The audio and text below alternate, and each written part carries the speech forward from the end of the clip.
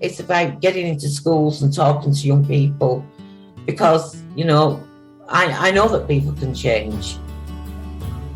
And it's about talking to people and getting them to understand and perhaps step back from violence and prejudice and whatever. And we just need to work together and keep on the good fight there. Absolutely. Hey there, guys. We are ecstatically happy to announce that we are associated with the Sophie Lancaster Foundation. The times are changing, and with the unfortunate death of Sophie, those changes have made a massive impact for the future. If Sophie was with us still today, I can guarantee what you are doing will still be reaching so many lives of young teenagers, young adults, and those who wish to be as different as possible. So thank you very much. To find out more about this incredible foundation and all the work they do, and more importantly, how you can help, head on over to www.sophielancasterfoundation.com.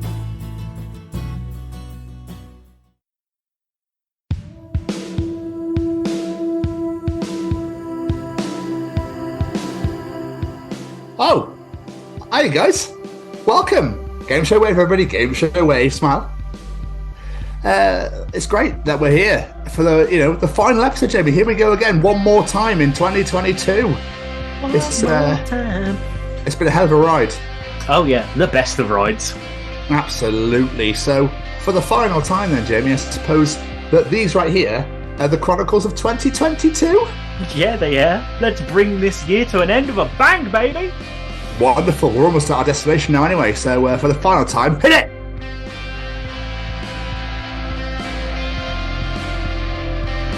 Hey, honey bunny, it's Rivka Reyes. This is Ron Wasserman, the nut that wrote Go-Go Power Rangers. I'm Noel McNeil, and once upon a time, I was a bear in a big blue house. It's Rab himself, Paul Rugg, the voice of Freakazoid, and you're listening to the Chronicles of Podcast with Tom and Jamie. Holla! Hello, everybody, and welcome to the final episode of 2022, because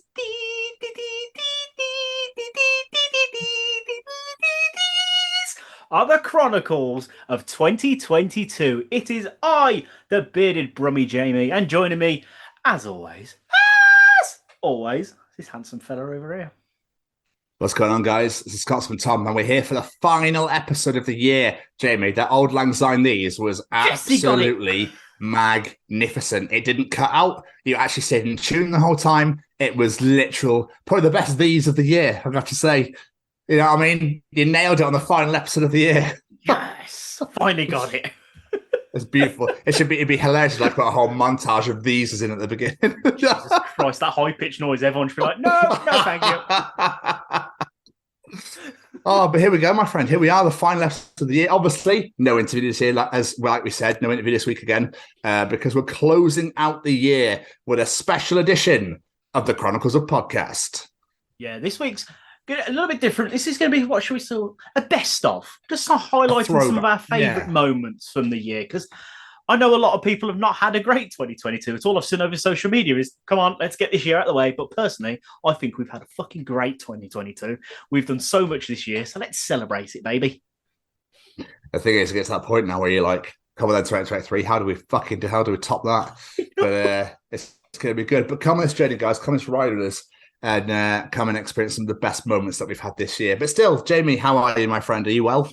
I am very well. I've had a day off work today, so I'm nice and relaxed. We're bringing the year to the end. Today, I've taken down all the damn Christmas decorations. Give me my house back. I'm quite sick to death of seeing them all, so bring it on. It's so weird, isn't it? I find out people get really excited at the beginning. Trees up, get the tint up, put the lights up, the tinsel up. And then by about the 23rd, 24th, like, fucking nice, it's taken up so much room. I can't wait to get this shit down.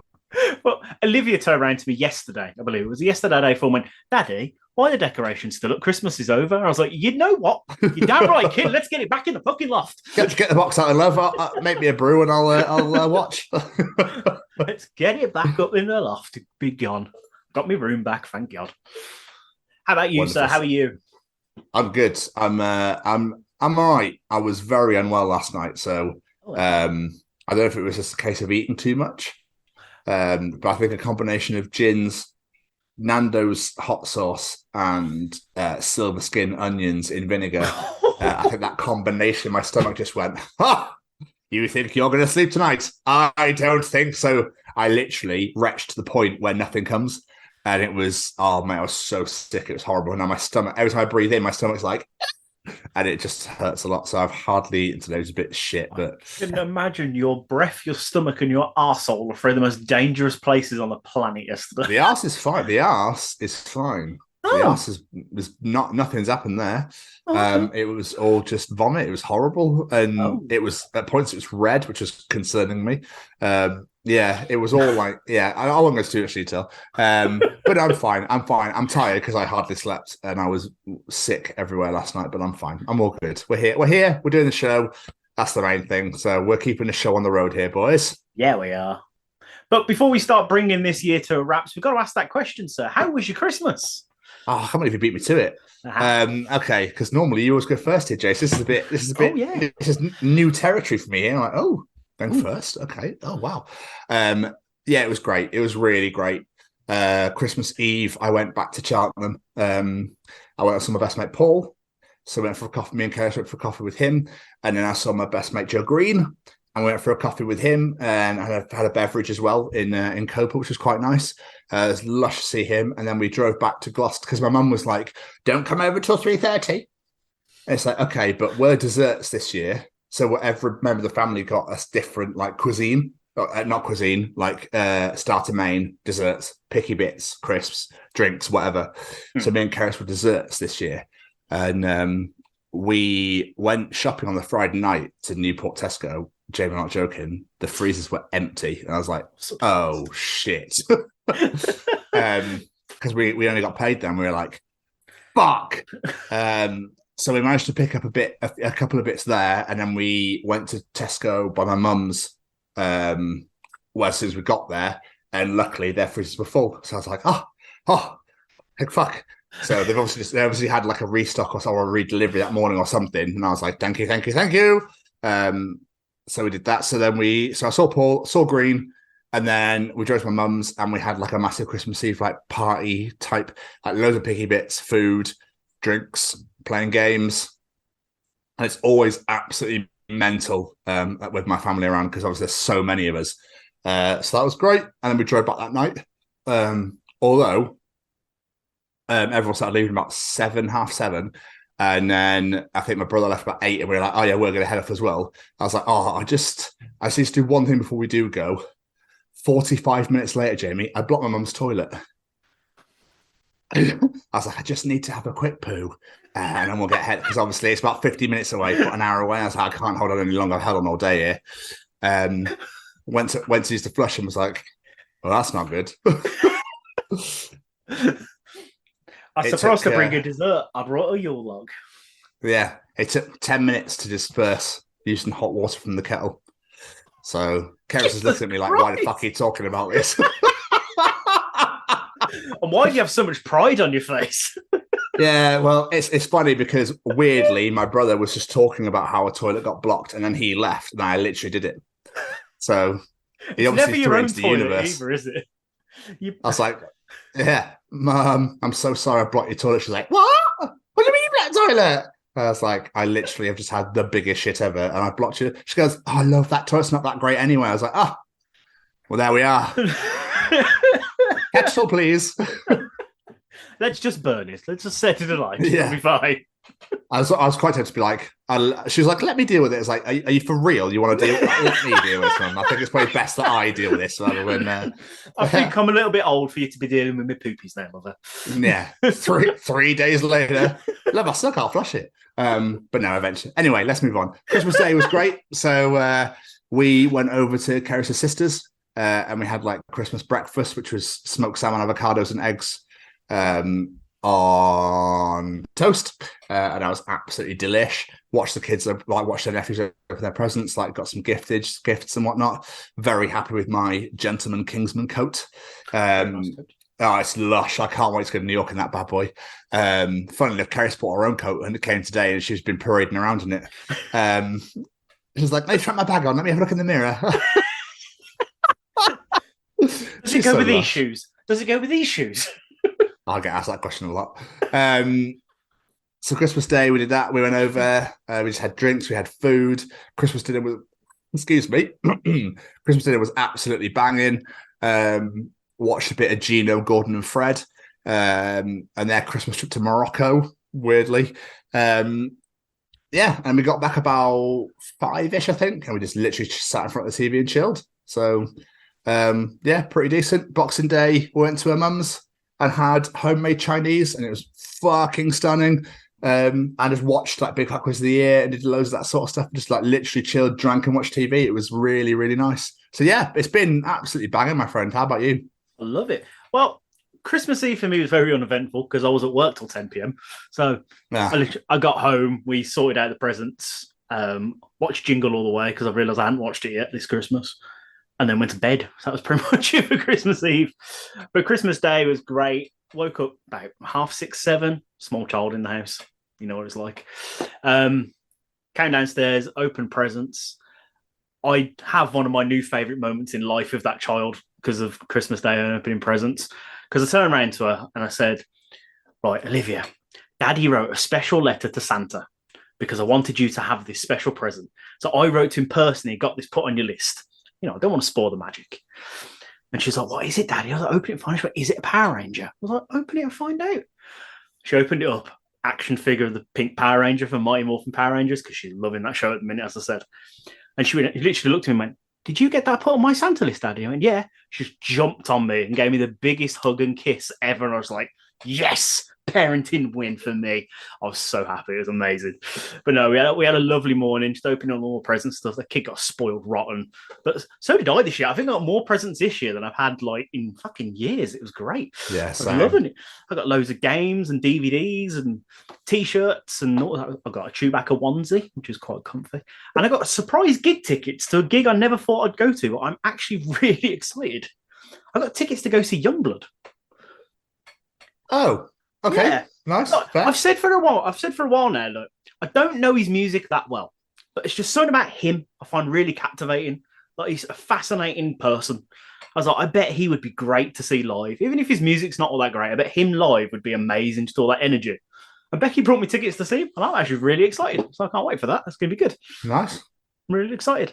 Then, what did you do? We hung around. My mom, her partner, and my sister came round. We exchanged presents. We had breakfast. We had croissants, pain au chocolat, and nice. What are they called? Clip. I had to think of that bit from Austin Powers to remember what it's called. What is it? Clip. Crepe. CREPE. Oh, a crepe. Crepe, whatever the fuck. Oh, crepe. Yeah, the same thing. Yeah, sorry, because it's so quick. I was like, is he saying clip? What's he need a clip for? Thanks, Mum. I can find it on there now.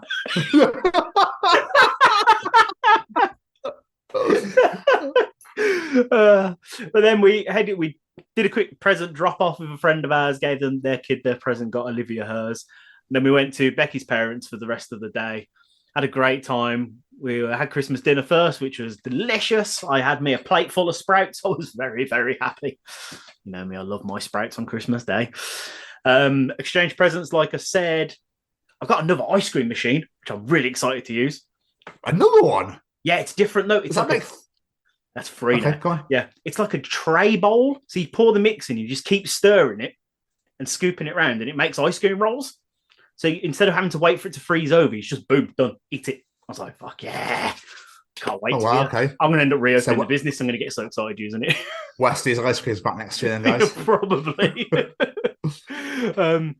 And then what else did we do? We found out that Becky's brother got engaged, so congratulations. Yeah, I was going to say massive congratulations, James. Yeah, I saw that on Facebook today, so I was going to say massive congrats. That was bless them. They're awesome. They're so well good together as well. I turned around to her and I was just like, now I'm not the only idiot marrying into this family. Fuck yeah. We're going to start a support group.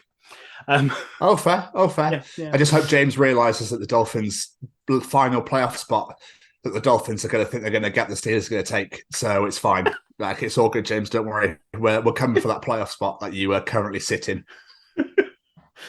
Only you could turn an engagement into an NFL dig. Yeah, sorry. Yeah, we played Pass the Parcel again because Olivia loved it last time, and we played some bingo. Olivia was being a bingo caller, which was really adorable. And we just headed home. Me and Becky chilled out. We built our Lego that we got for Christmas, watched TV. Yeah. I just had an image, sorry to interrupt you, of Olivia do the bingo calling. It's legs 11! You know what I mean? It's like, not like, it's 67, daddy. It's like, all the nines, 99. Like, I would have been so impressed.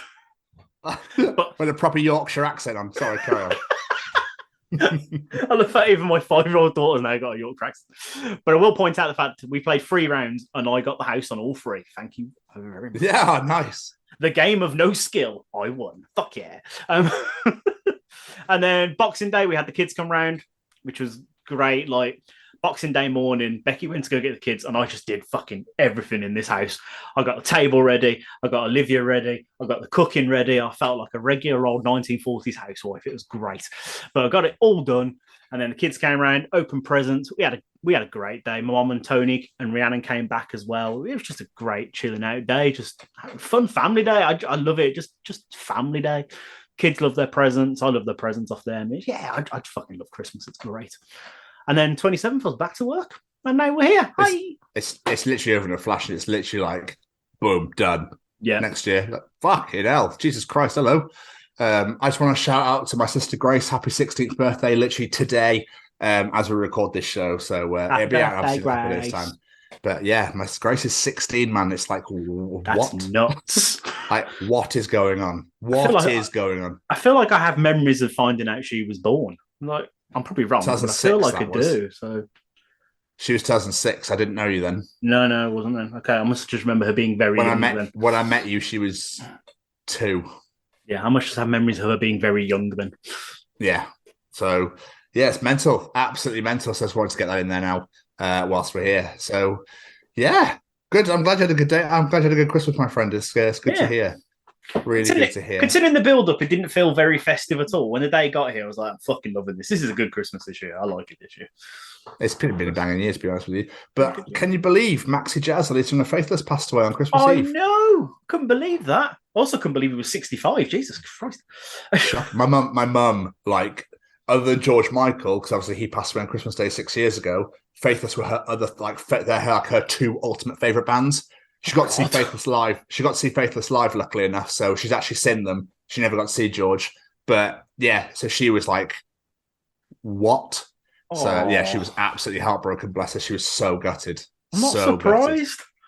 So yeah, I have images. Well, not images. I have stories from my sister Kate, who took her, of when Faithless came on. Mum didn't sit down the entire. She mum danced the entire way through the Faithless set. Okay. So yeah, great. I would love to have seen that. This is fucking amazing. Yeah. But yeah, I'm glad Christmas was great, mate. So maybe we should crack on with the show then. It's been quite a wild ride, so we should get into it. But before we do, we should hear from our boy at Stay Cozy Clothing. Oh, go on then. All right. Is this thing on? Well, howdy doody, everybody. This is Braden Berry from Say We Can Fly, founder of Stay Cozy Clothing, your one-stop shop for the coziest, most fashionable hoodies, t-shirts, and more. Gosh, Mickey. That's right, folks. And we're proud to say that we are now sponsoring the Chronicles of Podcast. Ouch. Hosted by Tom and Jamie. Like, you can get 10% off, man. That's right, Shaggy. Just use the special code, The Chronicles, at checkout. Oh, boys. So, Jamie, here we go. What an unbelievable year this has been for us.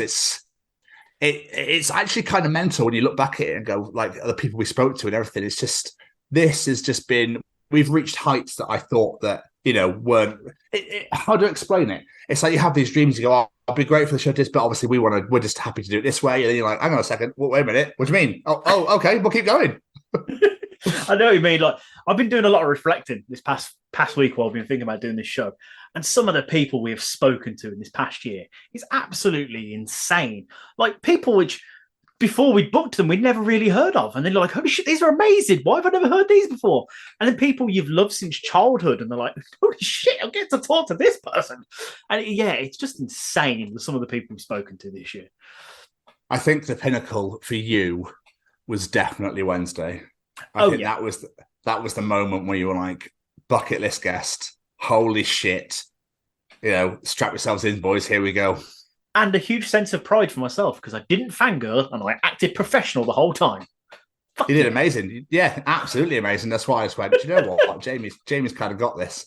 I'll just kick back and watch the magic happen. So, it's been a nuts year. So, what we'd like to do is should we have a look at some highlights?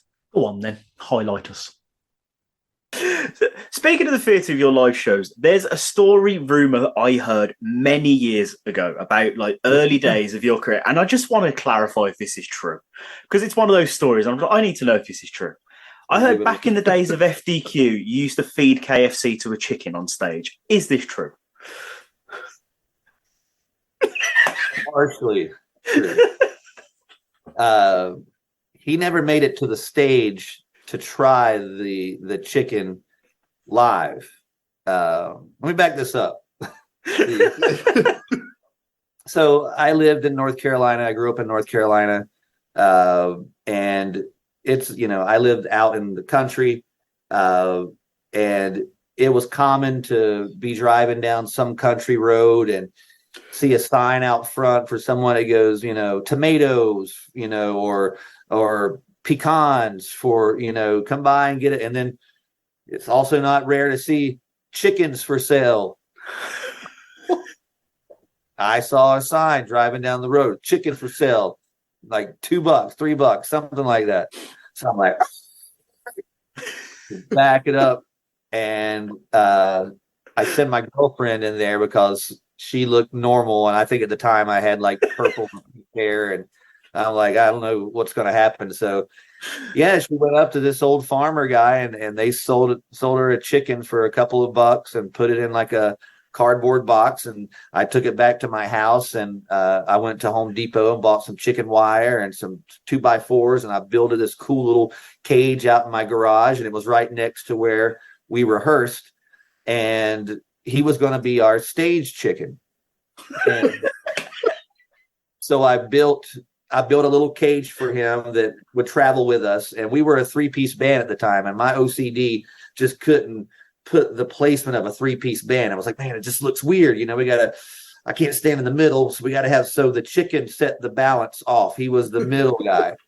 And I built him a cool little, like, I call it the Tweety Bird cage. I built it and we put him in the cage. And so he was in the center, and we played, I believe, 2 shows with the chicken. And we were going to play the following weekend. And I remember, like I said, I built this cool little cage for him in the rehearsal spot. And I was waiting for the band guys to show up for rehearsal one day. And I just came in and I had a box of KFC and I was eating my chicken. And I'm just like, munching down on it. And a piece of chicken fell into the chicken cage. And the chicken jumped down and he ate it immediately. And I was like, what? Well, this chicken just ate chicken. I could turn this into I'm thinking like some sort of like green guy at a circus. And I'm like going, I could announce this as the Cannibal Chicken. And I'll be part of the show where I bring out a bucket of KFC and I just feed it chicken. Like, people would think that was the most insane thing, whether they liked us or not. They would remember that forever. And so that was the plan. And I don't know what happened. It was a hot summer. I don't know if he died from a heat overdose, but the day of the show, I went out and he was legs up. Like, no. Yeah. So he didn't make it to it was going to be his big show. Oh, and, man. So yeah, a lot of people didn't like the fact we had a chicken on stage. I don't think you can get away with doing that these days. This is 1996. So, but yeah, back in 1996, we were, we played the kind of venues that, I guess we didn't really ask. We just did it. Like, we used to bring, like I said, we brought a chicken. We used to do our own pyrotechnics. I used to build my own pyro. we used to do that all the time, and we'd be the opening band, and they'd be, okay, here you guys, you got a 30-minute set. I'm like, cool. Let me set up these things of gunpowder over here. We'd come out, we're the Frankenstein drag queen. Fire behind us. I have no idea if it's going to go good or bad. We don't have anybody watching. We're just like, just go for it. Just look forward. And if nobody's screaming and you're not on fire, go for it. I worked with Kiss too. Did you?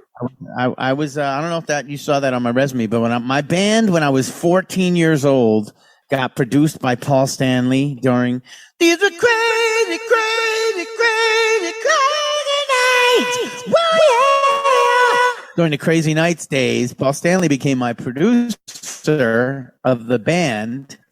And he and I sang backgrounds in the studio together, and then I did some Paul Stanley backgrounds on one of his records in the early 2000s as well. Yeah, Paul Stanley, dude. Oh, I did not know that. Yeah, one of the best voices ever. Okay, I don't want to wear anything else now. I just want all Paul Stanley stories now. No, oh my God. It was so cool. It was like the first celebrity that I was like working, literally standing in the studio, singing backgrounds on the song that I wrote, that he and I were going, one on one, me on you. I want to show you what I love at you. One on one, you know it's true. Whoa. That was the part that we had to sing together, standing there together, singing it. We're like, wow, I'm singing with Paul Stanley. Yo. Oh. That Crazy Nights record, we were loving that Crazy Nights record. Love that record. His voice is so high. I remember he sang at one point, well, I can walk, talk my way. Oh. My way, one vocal, he sounds like a chipmunk. Talk. Like so high. I'm like, dude. I've listened to an interview recently and like, why don't you do any non-makeup stuff now? And he's like, I can't hit those notes anymore. Right, you can't hit those notes anymore. Talk. I think it might have been higher than that, but it probably was. Is high pitch. Yeah. There's something to be said for recording vocals that you can sing after you turn 50. Before you turn 50, so that you could actually have a career singing your music after you're 50. I don't know how Paul Stanley's going to ever sing his shit. Again, he's got to use it all, put all the high parts on track, and then just sing what he can sing live. But most of his shit is high. I have that problem with the Pokemon theme song. I got to get up early to rehearse for that shit if I want to go, you teach me and I'll teach you. It's high. Come on. Why? I mean, what's going on? See, it was not for reproduction. It was only for the TV show.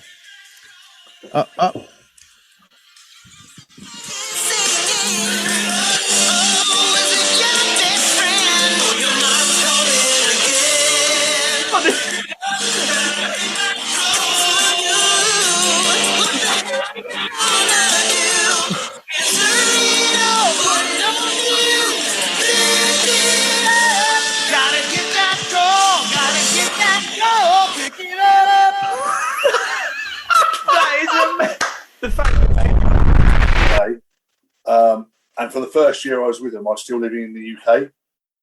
First 2 years, actually. First 2 years I was with them, I was still in the UK.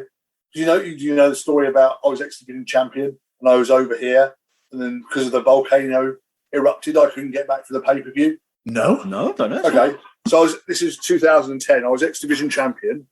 Okay, and then that volcano in Iceland erupted, didn't it? Yeah, I remember. And all flights were grounded, and they had a pay-per-view the weekend I was supposed to fly back. But I couldn't get back. I was stuck in England. So they stripped me of the X Division title at that pay-per-view. Whoa! Yeah. Bastards! And then when I finally got back on the next set of TV tapings, I just won the TV title. I won the X Division title back. Oh, well, that's all right. Were you scheduled to successfully defend on the pay-per-view then? As far as I know, yeah. Oh, then. Yeah.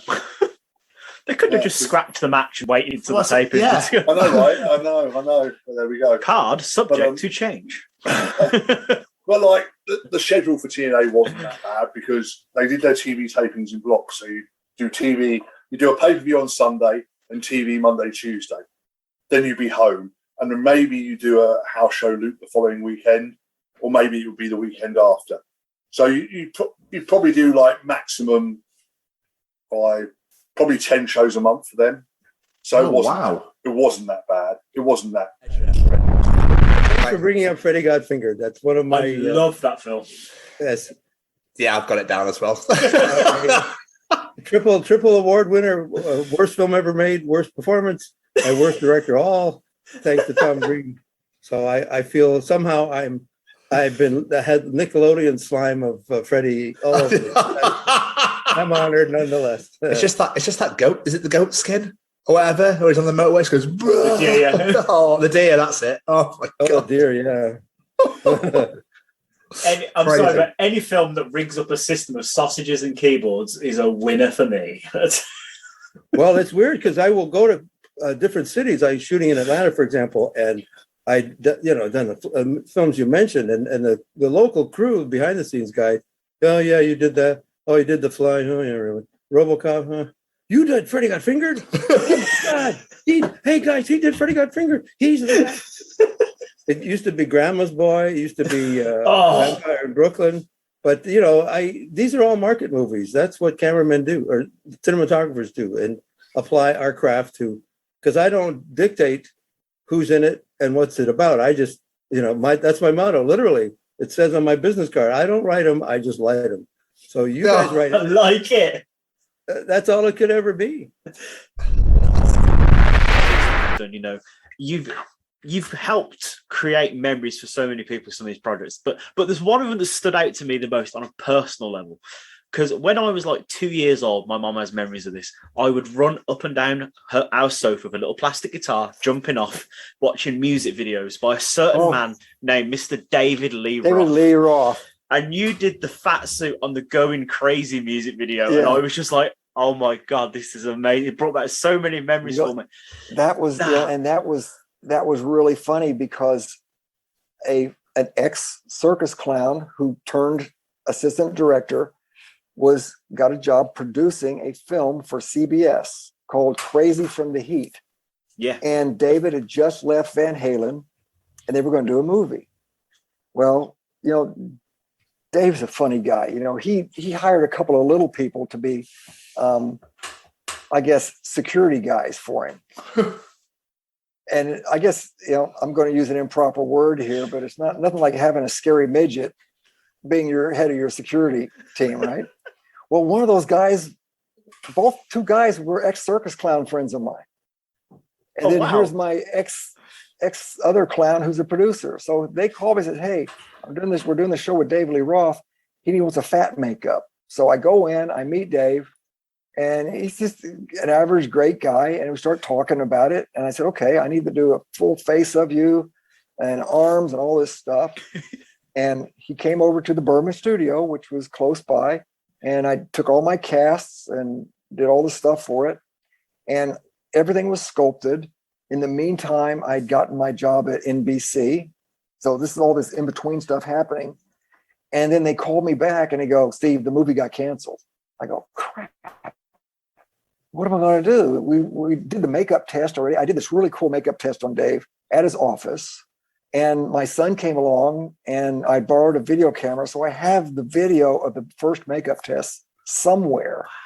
Hopefully it's not degraded, but I still have to pull it out. That's another thing I have to do is pull out all these videos and movies out of stuff. But we were going to do this really cool makeup on Dave, and it was going to be his own hair. He was going to be dressed as King Neptune coming up out of the ocean. So I designed a full naked bodysuit with a mermaid tail, a fishnet tank top, his little gloves with the fingers out and stuff. And I thought, okay, this is going to be cool. What I need, I'll take a picture of the original design for that as King Neptune and send it to you. Oh my God, please do. It'll be a hoot to see what it originally was going to be. So meanwhile, I'm visiting my family in Oklahoma. I'm there for a wedding. And I get a call, and it's Dave, and he said, hey, Steve, we're going to do a music video. But the concept has changed. You don't have to do a full suit.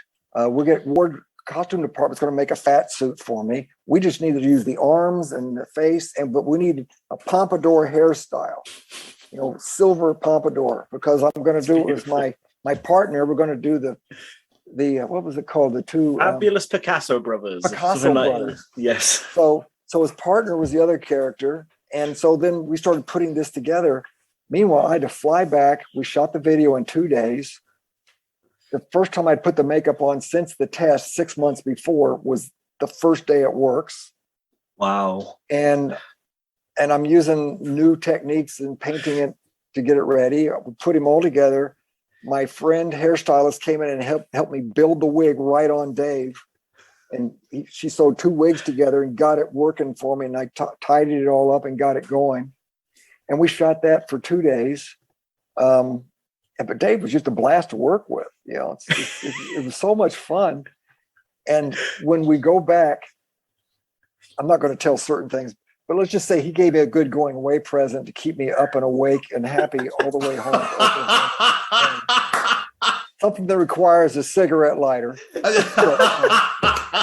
And it wasn't a candle. So he goes, hey, this will keep you up because I know you got an early plane to catch. So we kept in touch. He even called me back later to do a mask that was on the front of his album called Eat 'em and Smile. It was a witch doctor mask. Yeah, I know the one. So I didn't realize you did that. Yeah, I did a vacuform of it and put a hinged jaw on it and painted the makeup on the clear vacuform mask and did all the feathers in it. So all he had to do was run off stage and throw that mask on, and he would be in that character. But here's the thing: if you went on the iPlayer now and whacked on an episode from the most recent series, you will not be able to move for fart jokes. Perfect. Well, that's what I'm doing tonight. Yeah, that's my be a laugh. The food one's quite good. I play a German war official in that one. Oh, amazing! That's going straight on then. Excellent. Any German accent done by a British guy. Oh. Again, like I said, that's one of the one wing of the trifecta that makes it perfect for yeah. Someone going, oh, le français. Yeah. It's beautiful, is it not? Baguette. I did one where I had to play a Swedish inventor, Gustav something. Basically, he invented the plastic bag. Okay. And so he's like history's greatest monster. But like his whole thing was like, initially his intentions were pure because he was like, the thing about making the bags out of plastic instead of paper is that they'll last longer and can be reused. At which point all the supermarkets were like, we'll have 1 billion of them, please. And he was like, okay, I'm sad, but I'm very rich, so I guess it's fine. And so I was thinking to myself, what am I going to do for like a Swedish accent? Because the only sort of cultural reference point I've got for a Swedish accent is it's ABBA or Swedish Chef, right? And like I can't very well go on the CBBC, educate, inform, entertain. I can't very well go on that going. I mean, I did. Yeah. And I'm ashamed of it, but I'm not talented enough to do the Swedish accent any sort of justice / dignity. What I love this year as well is because we've made so many amazing friends during this show, is we've got these people to come back and back again. Like we've had Baz Black on again, and that friendship has just gained us some incredible experiences, especially for yourself the past few weeks. Braden Barry coming on with Micah to talk all about Dake and Tyke, that incredible fucking series, which if you haven't checked out, people, what the hell are you doing? Yeah, and if you do check the interview, go watch the interview first, just give you a bit of a taste, and then go and find it on YouTube, but you won't be disappointed. Little nibbles of Dake and Tyke. We can't suggest it more. And even people like our very good friend, the hilarious stand-up comic Tom Stade. 3 times this guy has been on this show. And as I've been looking at highlights this past week, I'm going, come on, Tom, we need to get you on for a 4th time, mate. I don't even know what we're going to talk to you about, but I just want to talk to you again. You're fucking brilliant. Commander himself. Yeah, Tom's been a mainstay. He's been an absolute legend, very supportive of the show, as obviously has Baz Black and Braden. In regards to Baz, obviously, if you listen to last week's episode, I jet setted off to Dublin to interview the cast and crew of the Dublin Crust movie, which will be out next year.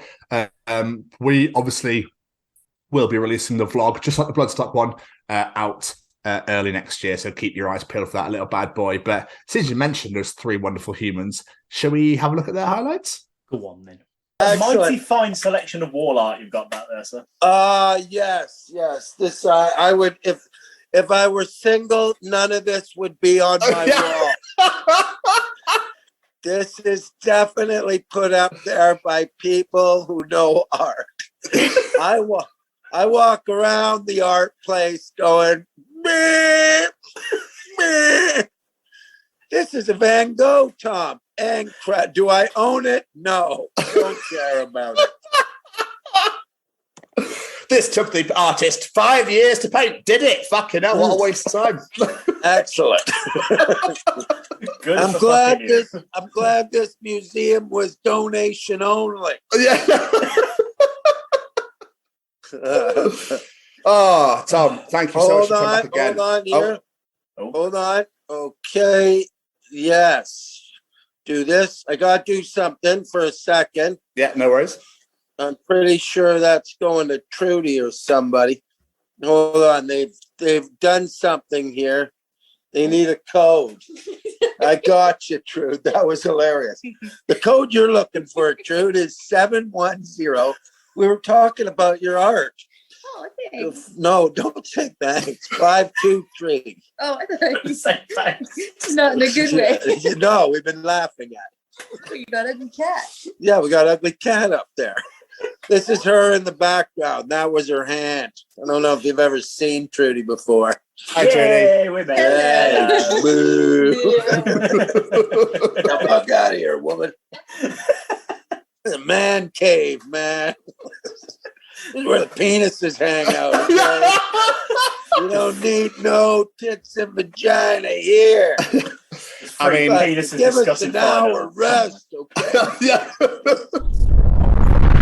Filmed it, and the budget went from up here to here to here, and we were calling in every favor and locations, and we just didn't have the luxury of time. It was pure indie filmmaking, but still trying to keep the quality up, even though we were, I was doing 2 days straight, no sleep, no nothing, just going like hell for leather. And the team and the crew were just like amazing. Like I honestly could not have done it without them getting behind the project, because most people would just turn around and tell you to fuck off, like what we were putting them through, because it's my vision, it's my my film, and I'm expecting everybody to match my enthusiasm and energy levels. But they pretty much did, and it was a team effort. We got it across the line. The community was amazing as regards locations, letting us use different places. But look, anybody I tell this to just either don't believe me or just like, you're just absolutely crazy. But we did 32 locations in 7 days. And that was across 3 different counties. So no way. Yeah, it was just absolute, like, I can't even explain how crazy it was. But we have just literally finished the assembly edit, and the assembly edit, for anybody who doesn't know, is basically us going through scene by scene. So each scene is edited how we want it, how we shape the film, with the script, and then we go back and we start adding in all the color. Oh, did you have to hire the cafe out in episode 2? Yeah, that's kind of a funny story. There's a place called Dave's Diner, which was like, right, nice. I lived down the street from it. Like I shot Here's My Heart video there, and like I knew the owner pretty well, and I'd just been going there, through high school, so it was kind of just part of my life. So the new owner, he like knew about my music, and just like kind of knew him. He's really nice, and I was like, hey man, like we have this project we're working on. Like, would it be okay if we filmed there? And he's like, yeah, sure, that's fine. So he like let us use it after hours. And so he was just in the back the whole time we were shooting that whole diner scene. And yeah, so we finished it. He never really saw what we were doing. Whenever it was done, I emailed it to him. Like, hey man, like, because he was like, yeah, I want to see it. Like, show me, and we'll repost it on our Facebook page. So I emailed it to him, and I was like, hey man, thanks again. Here's the video. Never heard back from him to this day. So yeah, I don't know if he, yeah. So I'm not gonna have people think that people wait 45 minutes for their food. Yeah, right. So yeah, because I thought about that. I was like, did this? Because we showed the Dave's Diner in the episode. So who was the other guy that was like the gentleman stand? That was and you can buy real estate there, and people, you can go to comedy clubs, you can go to concerts. So Snoop Dogg's getting his place, right? Yeah. So like I called Snoop. I said, hey, Snoop, you getting in on this fucking metaverse crap or what? Put the joint down. I'm trying to have a serious conversation. Did somebody say? You're like, the fuck, Snoop? Changed, man. You used to be cool. Now he started ordering McDonald's. That was so fucking weird, though. And it's like, all of a sudden, like, what? Wait, hang on. Isn't he like one of the biggest rappers in the world? Why is he doing a delivery advert in the UK? Oh, dude. Can you imagine? Excuse me, my allergies are kicking in. Can you imagine, like, Snoop Dogg, how much money they offered him to do that? Yeah. That's giving crazy. bars. They're supposed to give bars, not actual notes. Oh, dude, like, I bet he got more for that commercial than me, you, and Jamie and our children and our children's children will make in a lifetime. Oh, yeah. Wouldn't surprise me, to be honest. Oh, yeah.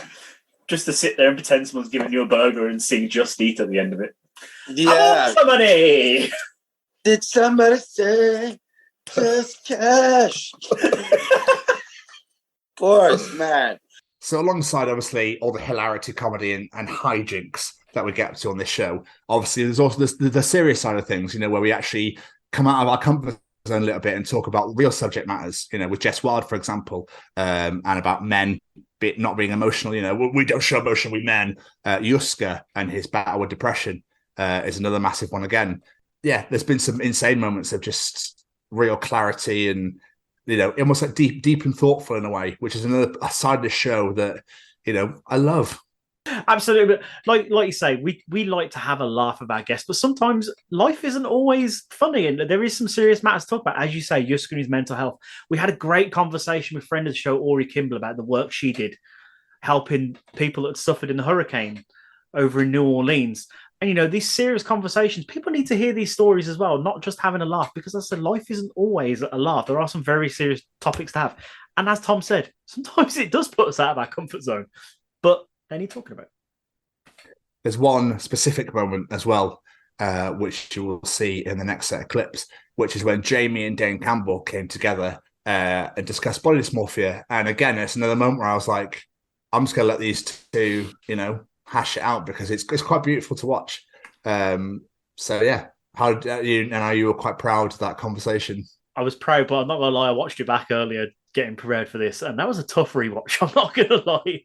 Yeah, I'm not surprised, but again, that's the serious moments to do with this show. This is the beauty of doing this podcast is, we don't have to have a laugh all the time. Yeah, it's great, but there are wonderful and beautiful moments such as these. Well, when I mentioned that you're a special kind of person and you're a wonderful human, because I want people to know this, and this is why I want to bring it up. When after Hurricane Ida hit New Orleans, you went out of your way to provide anyone and everyone you could with food, water, shelter, whatever you could do, you did it, and you were doing it for weeks on end. And I just want to commend you. I want to bow down to you. I want to just right now for a world to hear that's incredible. Absolutely incredible. I don't mean to. I'm so sorry to make you cry. And No, I also had that written in my notes as well because it's incredible. It really is. Not many people would have done that. It wasn't just a case of like, help the neighbor. You literally were putting out social media posts. You were asking people for help, this, that, and the other. You were supporting your neighbors. You were trying to get food and water wherever you could get it from to wherever you need to get it to. Just, I bow down to you. I bow down to you, Ori, because I think that's phenomenal. Thank you. I'm from New Orleans, so and I also lived down in the lower parishes for a little while, and it's already hard enough down there because there's no major cities, there's no major, there's one way in and out down into the lower parishes, and I know what life was like down there. And the community down there is so close knit. Everybody knows everybody.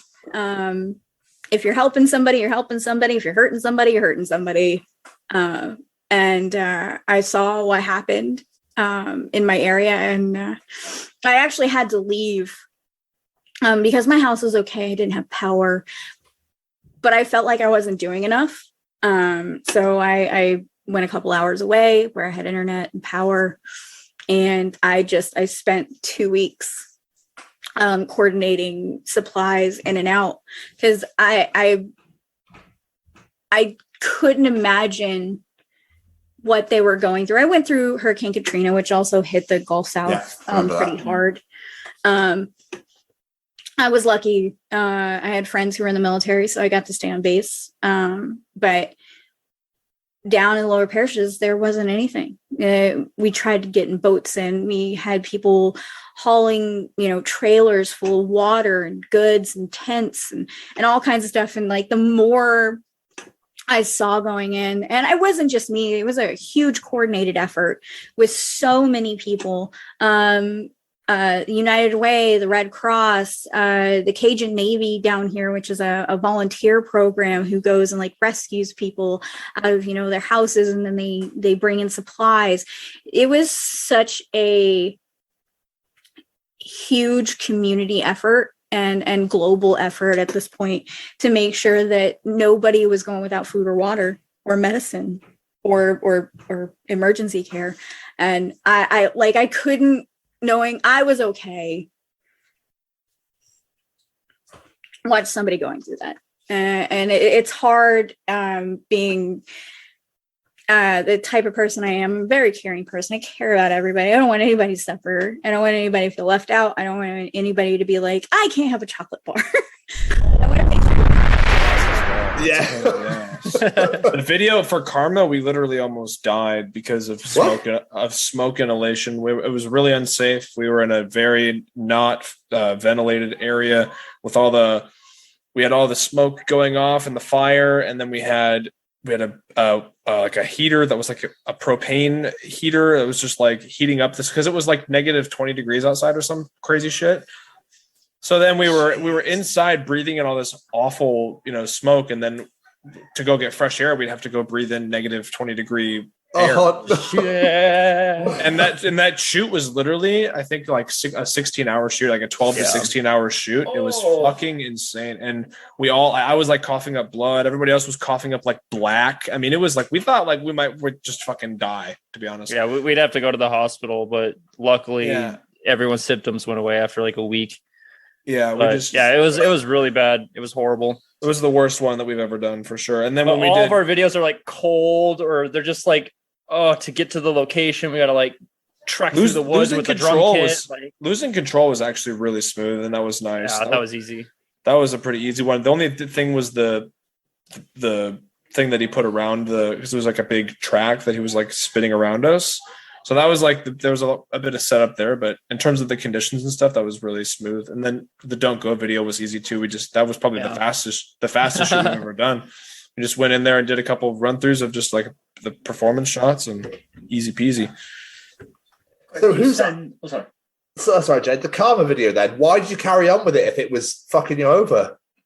I mean, we were down to like the last 4 takes when all of a sudden everyone started coughing, and like, oh, everyone's coughing. We're all like getting lightheaded.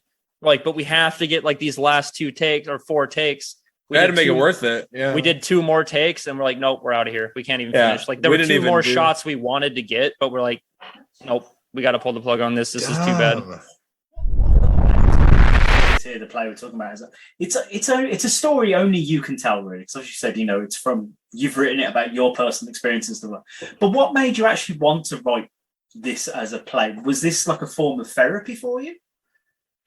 I actually wrote about it when it was happening. I wrote email updates to family and friends, and just to let them know what was happening to our boy and how we were, navigating this new and unbelievably painful experience. And I started getting responses a couple of weeks into it from people that I didn't know, like from different parts of the world. They would say, my friend Don in North Carolina sent me this, and they were from Germany or wherever. And I really just wanted you to know that I'm thinking about you and I love this. Can you put me on your email? So I started to get responses. And so then I started writing more seriously with a different, like I was actually talking to a different audience. So after that, the 2 years of going through this, I had some material, and Riyadh, my wife, is the one who said, don't you need to tell, if you're going to tell this story, you need to tell it on stage as an actor, because that's what you do. You don't make a book out of it, because people won't read it. You'll be disappointed, whatever. Tell them, get them in a room, stand up there and tell them this, find a way to do that. So she encouraged me to do that. And that was the genesis of it. I was just going to take body confidence issues. Like, I think it's nuts in 2022 that it's still a big thing, but because people come in all different shapes and sizes, and there's absolutely nothing wrong with that. But what do you think it is that's still causing these issues today, like in today's society still? I think that it really boils down to a few factors. For one, a lot of us just aren't open about like our struggles. So we see social media and we're seeing the highlights of everybody. If we look at advertisement, we're seeing the best of everybody. So I think when everybody sees all that information and they digest it, we just are so easy to look at ourselves and be more critical. And that's why for me, I try to make people feel comfortable right off of the bat by being honest about, hey, I look like this in my videos, or hey, I struggle with this. And I try to show those different things that while it makes me insecure, it makes it more relatable to the people watching me. So they realize that it's not that big of a deal.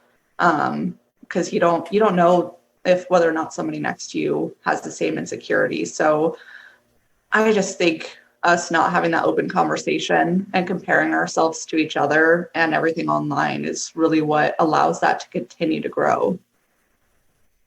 Yeah, I was going to say, though, I get the feeling a lot of it is caused by social media. As good as social media can be for a lot of things, I think that people comparing themselves to people on social media is probably the biggest thing. And I'm guilty of it. I'm sure everyone in this world is probably guilty of it at some point. Oh, yeah. And like a more like, I guess, like out there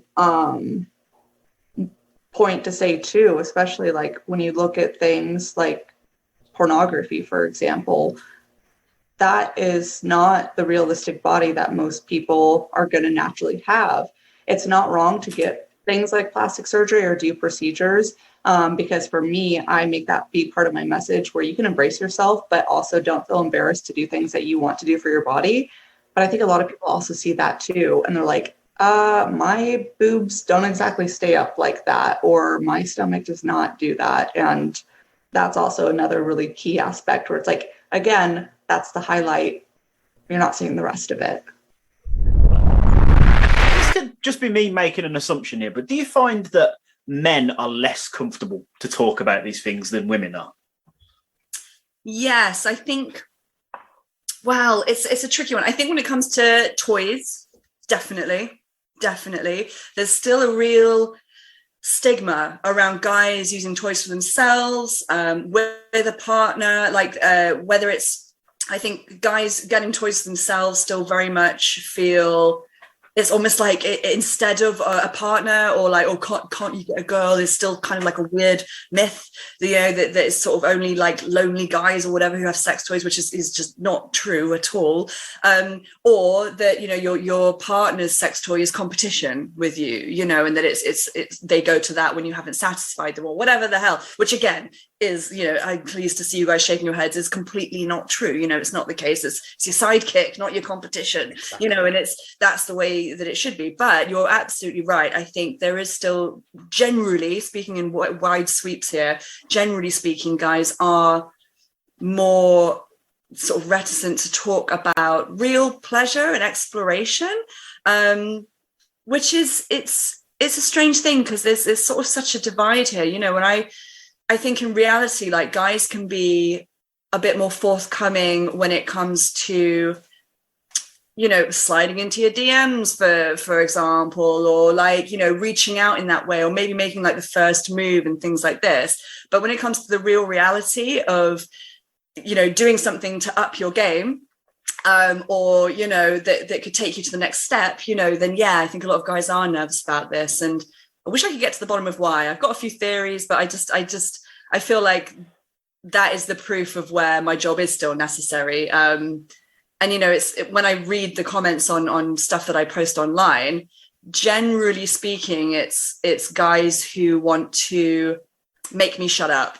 Like, they don't want me to talk about these topics. And I think it could be from a myriad of reasons. It's either they don't like an empowered woman, and they don't like a lady talking about sex. They certainly don't like me talking about men's things, because I don't know, I need reminding that I don't have a penis, in fact, so I'm not allowed to talk about these subjects. Because I know I need to remind them that I can in fact read, and I can, it's like, it's a crazy thing. There's a lot of issues with this, and I don't know if it's like an ego thing. I don't know. I think guys are socialized to almost believe that they're already sex gods, and it doesn't matter what topic you're talking on. If you already think you know it all, it's the most dangerous position you can put yourself in, because you're never going to learn anything new. And that's on any subject. You always have to be humble enough to realize, like I said earlier, you can't know it all. So, things change all the time. And that's, like I said, that's on any subject. As soon as you start thinking you know it all, you've stopped growing, you've stopped learning, and you've stuck yourself in a box, so, yeah. I think part of me thinks it is that whole macho, I am man, I don't need help sort of thing. Mm-hmm. But at the same time, it's like, it seems like it's socially acceptable. It's perfectly fine for a woman to own a vibrator. You go enjoy yourself, love.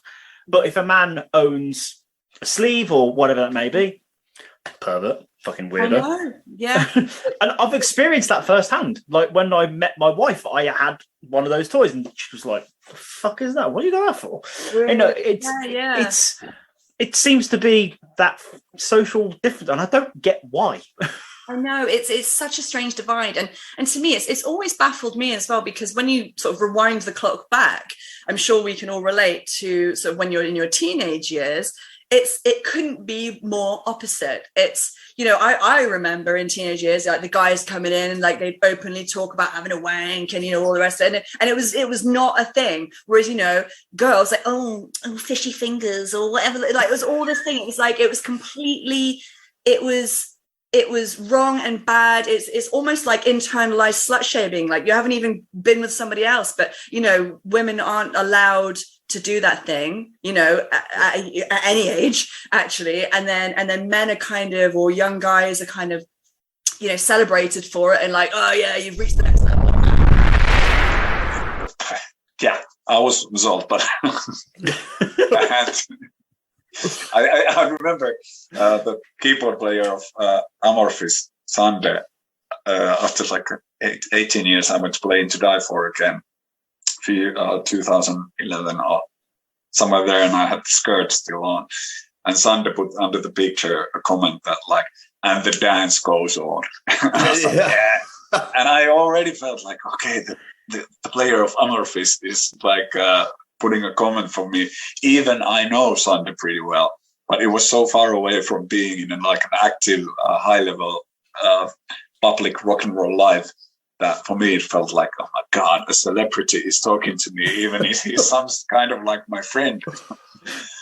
I love on it. daily basis. Yeah, when you get a distance to be yourself there, you start to see it a whole different way, and that's a good thing because it keeps you kind of like a humble to the whole fact that you're wearing it, that you have the privilege to get it, and it is still that I'm justifying myself, to have that experience, and it helped a lot when I found myself.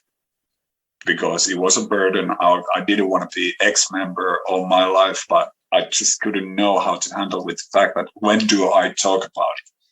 When is it okay to talk about it? When it came to conversation, sometimes then I see the reactions of my peer group, like the same age. Everyone knows him, almost everyone.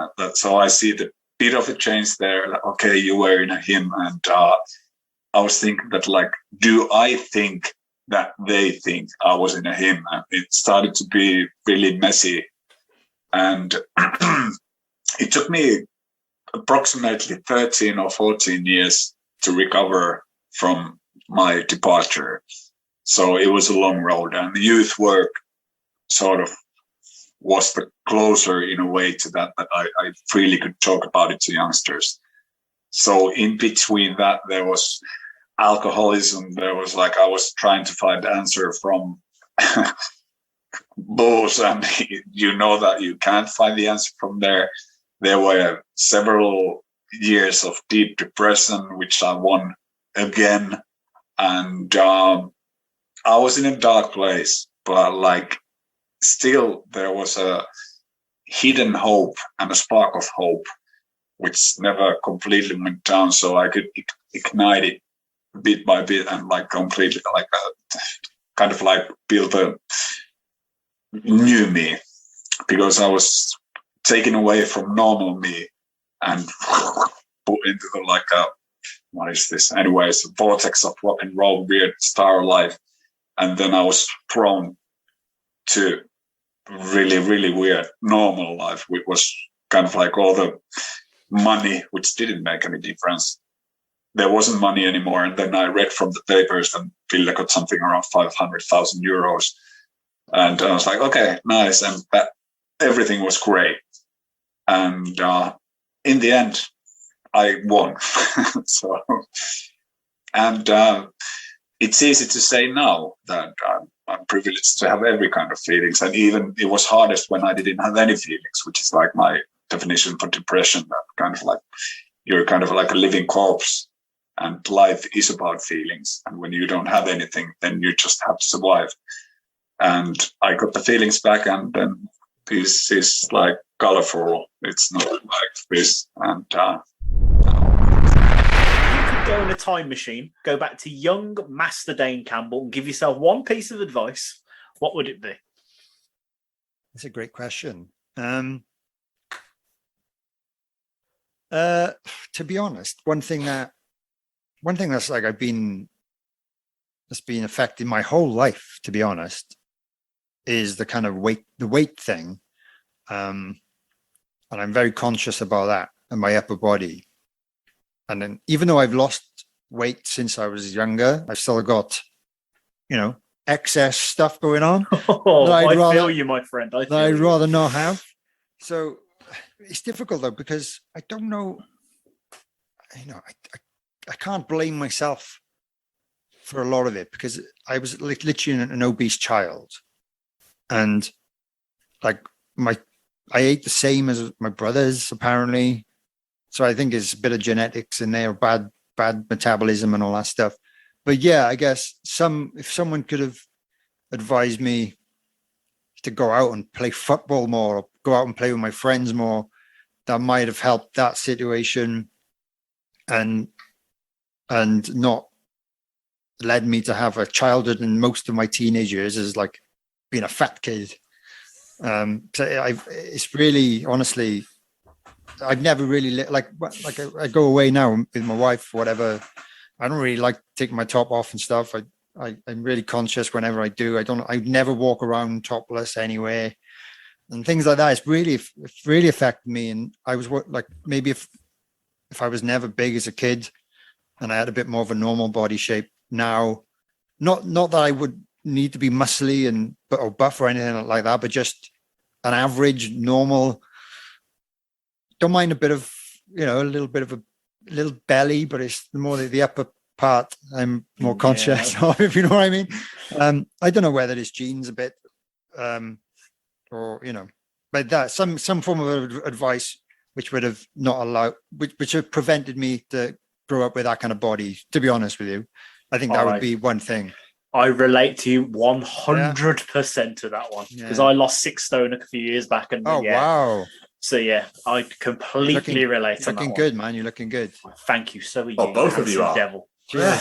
I'm hidden a bit I just wear black all the time because again, that's one reason why I literally just wear black all the time, because it's the mental aspect. Yeah, I think a lot. Literally, I'm convinced I don't, but like sometimes this like common themes with like body dysmorphia. Some people say, "Oh, you look fine. Don't worry about it. You look amazing." Blah blah. I'm like, well, I look in the mirror, and I literally just see 2 massive man boobs and a belly, and like people say they don't see it, but I'm like, well, I can literally see it. So other people can see it, and I don't know, but like there's a fine line between that and like the body dysmorphia thing, apparently. But I don't know. No. This is like talking to myself. I know exactly what you mean. I appreciate it, man. It's not something I talk about a lot. I'm open to talk about it with whoever, but it's definitely a thing, and it's affected a lot of decisions in my life, and probably held me back to some degree. And like for example, right, New Year's Eve a few years back, I went to Iceland. My wife, my brother, and a load of his mates. And they're not small guys, a lot of them are definitely bigger than me. And they did this thing, fireworks went off at midnight, tops off parties. That's what they do, take their tops off. And I was like, I'm not taking my top off. But like there was definitely at least 3 guys way bigger than me, didn't care. But I'm like, I can't do it. And I just didn't. I just filmed them. But I the exact same. And so it affects people more than other people, I suppose. Some people are more comfortable in their body, but I'm definitely not comfortable in mine. Even though I've worked hard trying, like Tom, when you said you used to go to the gym a lot, I did as well. I was going, 3-4 times a week. With the intention of toning up a bit and doing the kind of, I was following the body coach, all that stuff. I was getting well into that high intensity interval training. It did work, to be fair, really, really good.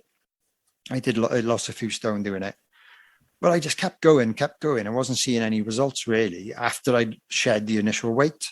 Yeah.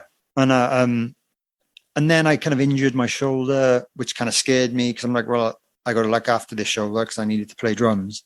And I never really went back to the gym. I got like a few things in the house I can do, and I'm more careful, but I haven't gone back to a gym since then. But I feel like, well, I've managed to keep my body shape the same by not going to the gym. I haven't got any worse.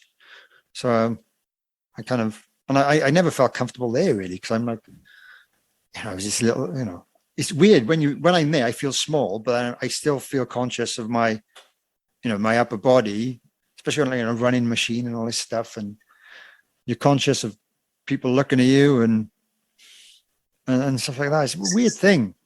Weird. Don't get me started about going swimming. That doesn't happen. Even though I know it's really good for me, I just wouldn't do it because I can't do it. It's painful how much I relate to you right now. Yeah, it really is. Yeah, well, if you ever want to chat about this, you know what I am. Absolutely. Yeah, if you want to, yeah, or anyone else, if they relate to what we're saying, because I think it's definitely not a thing I talk about with many people, and I think maybe if more people relate to each other and realize actually it's not the end of the world, it might give us a bit more confidence as a group. That, like my wife says, no one's looking at you. I'm like, but they are. one thing I've absolutely loved from this past year is the amount of times we have laughed so hard it's almost brought tears to our eyes. Like some of these incredible stories we're hearing from people, and from people we never thought we'd talk to.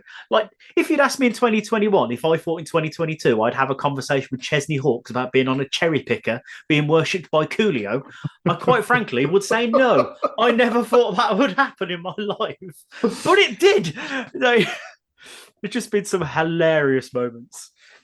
It's almost it's great moments, really. It's moments where you're sitting there and you're like, I can't believe that I'm a part of history. I'm being a part of something that I'm taking out to the world and going, we're leaving a lasting legacy here. You know, Rico Ross, for example, that his school was called Plantation. Like, what?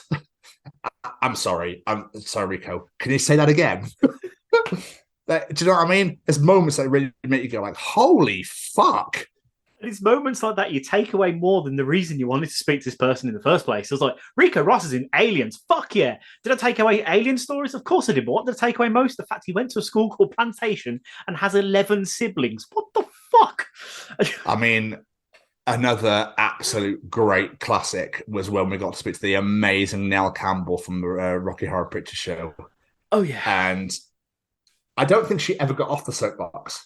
No. I don't think. I think she's still there now. There is a possibility that she's still there now talking about things. Yes. Incredible. Enjoying her Vegemite on toast. This is what I mean. Just like mental moments in life where you go, I can't believe we're literally leaving a diary. We pretty much are. Yeah. Yeah. I like that. Do you want to have a little peek? Have a little look at these bad boys? Oh, go on. Press play. Roll it. Well, I mean, you're a dab hand in loads of other things, though, Chesney. You've been worshipped on Big Brother. You've cooked on MasterChef. You were meant to do a bit of dancing on ice, but you had a certain instant that, is there anything that you actually can't do? Oh, well, I'm sure there's loads. I can't fix boats. And I'm looking out the window here at these two guys fixing my dad's boat, and that's not something I could do. Yeah, it's funny these days when you're a celebrity. I say that in inverted commas. You do anything but what you became famous for. So as you say, I was like MasterChef. I started my reality TV stuff. I did a show called The Games where I was like training to be Olympic athlete, and it was mad. I was like, what? I was 10-meter diving. That was mad. That was crazy. Water ski jumping. I did that. Yeah. As you say, dancing. I always get injured. I injured myself doing the games. I ripped all the cartilage out of my hip. Yeah. So I've set myself up for future problems there. And broke my leg doing dancing on ice, and really injured my ankle. Like another ligaments snapped and all that kind of shit. Oh. And so my wife's like, right, you're not doing any reality TV show anymore. That's it. No, especially anything where you have to actually run around or do stuff. Like that's why she let me do MasterChef. I said, well, I could have cut my finger off. I remember standing next to Tom from The Wanted because he was in the MasterChef when I did it. God rest his soul, by the way. He passed away recently. Yeah. I'm so sad to see that. Yeah. Same as Sarah Harding. She was with us as well on that show. It's just awful. Anyway, I'll digress. So we were doing a baking challenge, and he put his bloody hand inside the friggin' blender.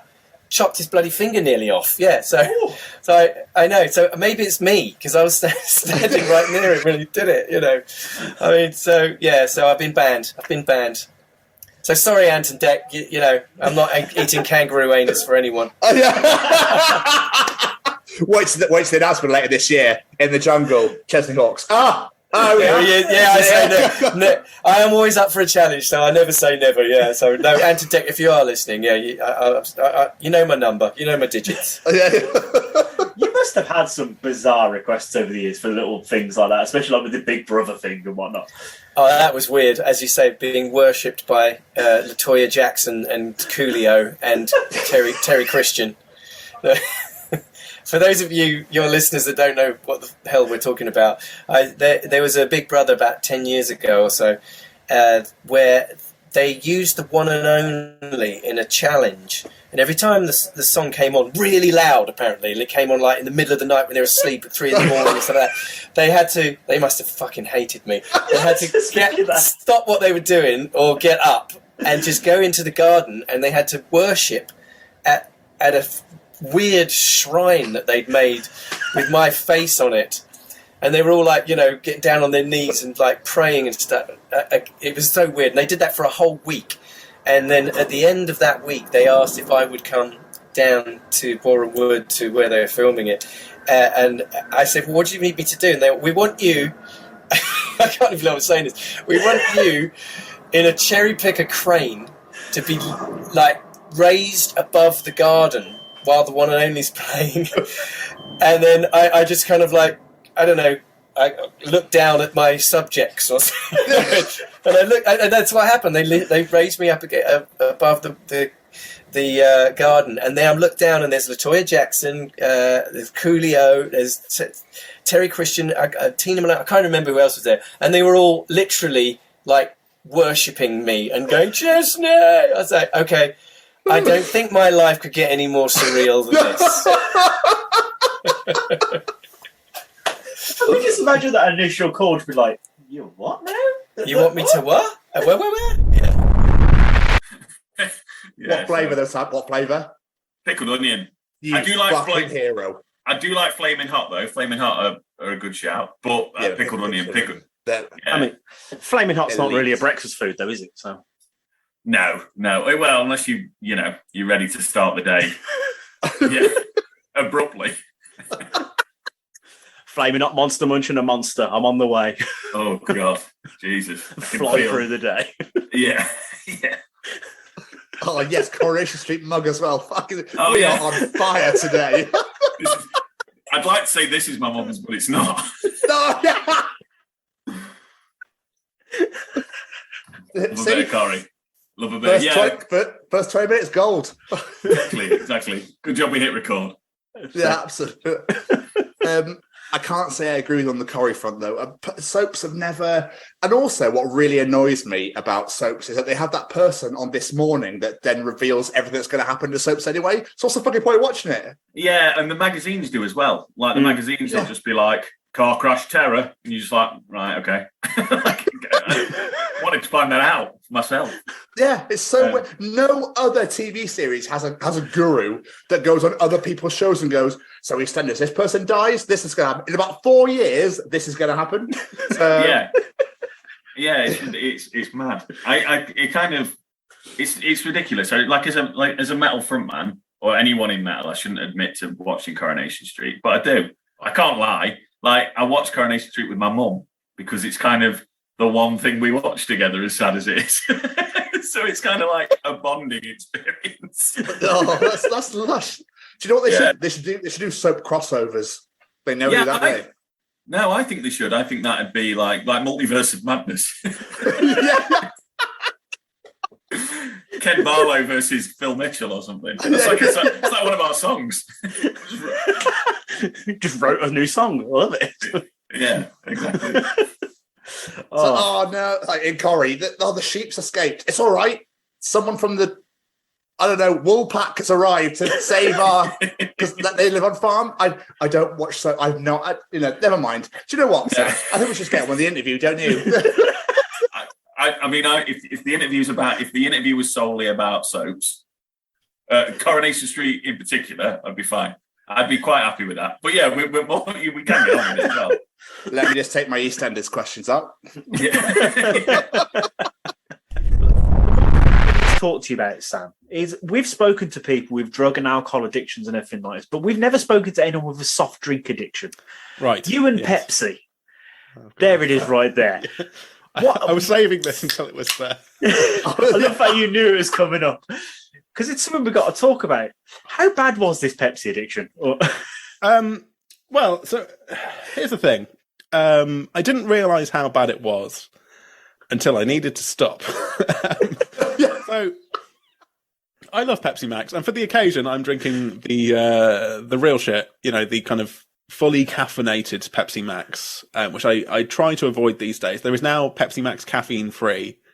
There was an episode of the podcast where I revealed that and that I was drinking that, and that was like a big turning point. I was back on the Max, but without the caffeine. So I think the situation was, I was drinking a lot of Pepsi Max, throughout my teens and 20s. And I didn't really put two and two together that I wasn't sleeping very well for most of that time. Right, I couldn't really get to sleep at night, and actually, in a way, and I've never thought about this before until this very moment. In a way, that kind of helped me get into the zone of podcasting, because the thing that would put me to sleep would be listening to old episodes of podcasts that I loved on my iPod. So, like, the Ricky Gervais stuff, the Adam and Joe. It was Russell Howard's Six Music thing, and with John Richardson back in the day. Loads of podcasts that I loved. I would just listen to those in order to fall asleep. That would be my strategy. I'd wake up in a tangle of iPod headphones every morning. But the reason why I wasn't sleeping mostly was because I was getting through so much caffeine via Pepsi Max. Now you might think, compared to coffee, the amount of caffeine in Pepsi Max is kind of negligible. But I was guzzling that like it was water, and I would have Pepsi Max by the bed for the morning. If you want an indication of how tricky things got, at uni, I would go to bed with a full glass of Pepsi Max by the bed, so that in the morning I could have a little swig of Pepsi Max to get me out of bed. I didn't think about what was going on at the time. That seemed fine. And then it was through talking to Kevin about it, and him kind of noticing how much I was drinking, that it became this kind of, ongoing goof. And so I didn't really see a problem with it. I just loved Pepsi Max. And it is the best cola as far as I'm concerned. I don't know if you guys have any cola views, any favorites. It is Pepsi. I do prefer Pepsi over Coke. And I really like the new Pepsi Max Cherry and the Raspberry one. Okay. I'm a fan of those. You're a flavour guy. I'm a flavour guy. I'm definitely a flavour guy. Coca-Cola away from me. I'm a Coke man. I have been, always will be. Believe it. I grew up in Chicago, and my father moved out of Chicago because there was a lot of gang violence. And when you have 6 boys and 5 girls, it could be dangerous. And so he moved us out to 11 kids, man, 11 kids. So he moved us out to the country, and for my 9th birthday, we're very poor, man. But for my 9th birthday, my father, for some reason, brought home a horse and a little Shetland pony. And me and that pony, man, we would ride like the wind. And so I thought the first thing that I really wanted to be was a jockey. I didn't realize I'd grow to be 6'3", and I didn't know the jockeys had to be small. But I was me and that horse, man, we caught the wind like nobody's business. And my father, he couldn't afford a saddle, so he just brought me the horse. So I learned to ride bareback. And when you learn to ride bareback, you know how to ride. So the first thing I ever wanted to be was a jockey or a rodeo, some kind of rodeo star. That's amazing. I'll be honest with you, Rico. I did not see it going that way. I did not see that coming at all. I don't know. I'm more shocked by the answer or 11 kids. Both are blowing my mind. Dad, as a matter of fact, I thought that when I grew up, because I really enjoyed having a big family, man. And so when I grew up, I thought I'm gonna have a big family too. And I had 2 kids, and I was like, oh hell no, this is expensive and it's hard. No, man.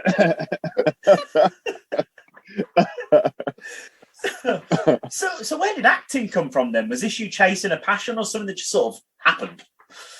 No, I mean, you hear this phrase a lot that, sometimes people say, I didn't choose it, it chose me.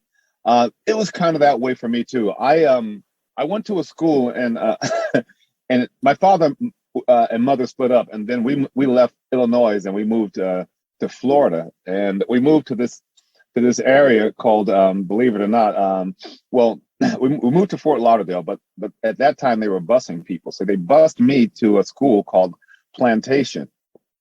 And coming from, dude, I'm telling you the truth. a school called Plantation. That was the name of the and I didn't want to move to the South anyway. And then to go to a school called Plantation wasn't high on my list. No, I am telling you the God's honest truth. And so I get to the school, and they said, "Well, this is the school you're going to be at for 6 months while the other school is going to be completed. It's a new school." So we would go in the afternoon, and their student body would go in the morning. But the problem with me is I come from a large family. I'm not good at standing still. I'm kind of like a mischievous kid. And so I would always try and sneak in to the school before they would allow us in. And this one lady, she saw me and she wouldn't let me sneak in. And then she let a little girl go back because the little girl had left her book. And then I went to this lady and I just put on an Oscar performance, and I got so upset that I had tears running down my eyes. I said, "So you let her in, but you wouldn't let me in." And the little girl had a real reason to go in, and the teacher knew I was lying, but she also knew that this guy's a pretty good actor. And she told me, she says, "You're not going in, but what you are going to do is you're going to be in my team when I was in bad education. I was not a child. Well, I suppose, yeah. Okay, yeah. I was at university. I was drunk for most of it. That's why they hired you, wasn't it? That's it. Oh Christ, he's coming stinking of alcohol again. Better just give him the role. Just give him Put him in the the role. cupboard, it'll be fine. Give Jack the bottle back and go in the room. That's perfect for the character. That's exactly what we're after. But to your more substantive point, so I love telling this story. This is not the first time I've told this story, so this is not a scoop, but it is fun to say. It's it's a thing I like saying. So when I was a kid, I grew up with a mother who was a very proud reader. So I did a lot of reading. My reading comprehension was very good because I was always around books and being read to, reading when I could and everything like that. Still to this day, I love reading. So my reading comprehension was very good. And I decided when I started primary school, I was like, right, I went up to my mother and I said, right, I'm going to be an author. And she said, okay. Thing is though, it takes a little while for authors to get going. So you're probably going to need a backup plan in place just in case things don't work out. And, with youthful bravado, I was like, no, I won't. Anyway, I get to secondary school. And I start studying drama on the curriculum. So I comes back home and I go, "Mum, I have decided I no longer want to be an author. I want to be an actor." And she said, "Okay, so it's quite difficult to break into the acting industry. So you're probably going to want some kind of backup job to go along with that." But I proved all the haters and the doubters wrong by getting a role in bad education when I was at university, and then coasting on that for 7 years until I had to stop because the work dried up, and so I had to get a real job for a bit. So she was right, as she always is. Well, she wasn't.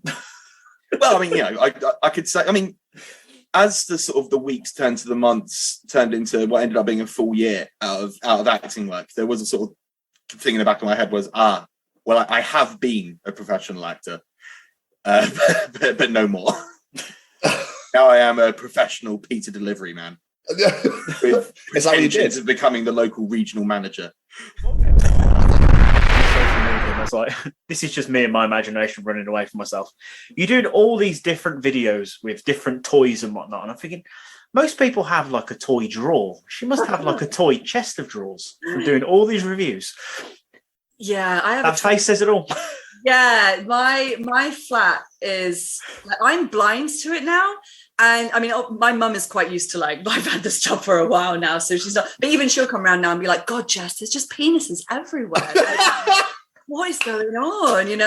So, but they double up because so my bathroom, I've got butt plugs stuck to the wall, and they've got my little radio hung off it and my scrunchies and stuff. And so one's a door stop. I think I've got some artwork hung up with chained nipple clamps. It's it all gets used, So, but yeah, it's becoming problematic. I need some way of organizing it, and I actually honestly don't know how to do it at this stage because it's got ridiculous, and people will send me stuff all the time, which I love. It's great because I always need the latest thing to have as a prop, and I'm also really bad at getting rid of stuff. So it's just it's just ridiculous. It's ridiculous. Every single room has got it's whenever I if I have to have an engineer come out or a landlord, I'm usually happy. I'm like, you've got a key. Don't, just go on in. Just don't break your neck on a penis, for Christ's sake. Because there's just dildos everywhere. It's ridiculous. But such is life. Great. I mean, obviously that's when they occasionally do bite surfers, but they usually bite them and then, they get banged on, they disappear. They don't want to eat. They don't like, I'm not quite sure what the equivalent, I don't know. It would be like, do you want to eat a hedgehog? No. I mistook that hedgehog for a roast chicken, but then once I'd been like, no, that's not interested. But meanwhile, you've been maimed for life. So, but if there was enough hedgehog food out there, I mean, whatever. No, sorry, if there was enough you get my drift. Yeah. So no, and people that are scared. But when Steven Spielberg's film Jaws came out, you cannot believe how that affected Australian swimmers. Everyone would swim in a sort of straight line. No one wanted to be the furthest one out in the beach, in the water. And it's like, if a shark was coming in, it doesn't actually go for which is the furthest one. Yeah. Anyway, but enough about that.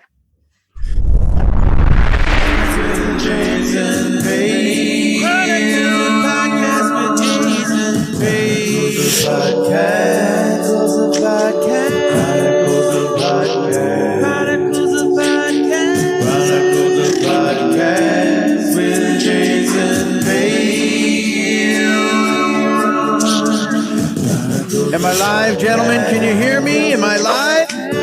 You are here. Ah, good. Let me turn down so I can hear you guys.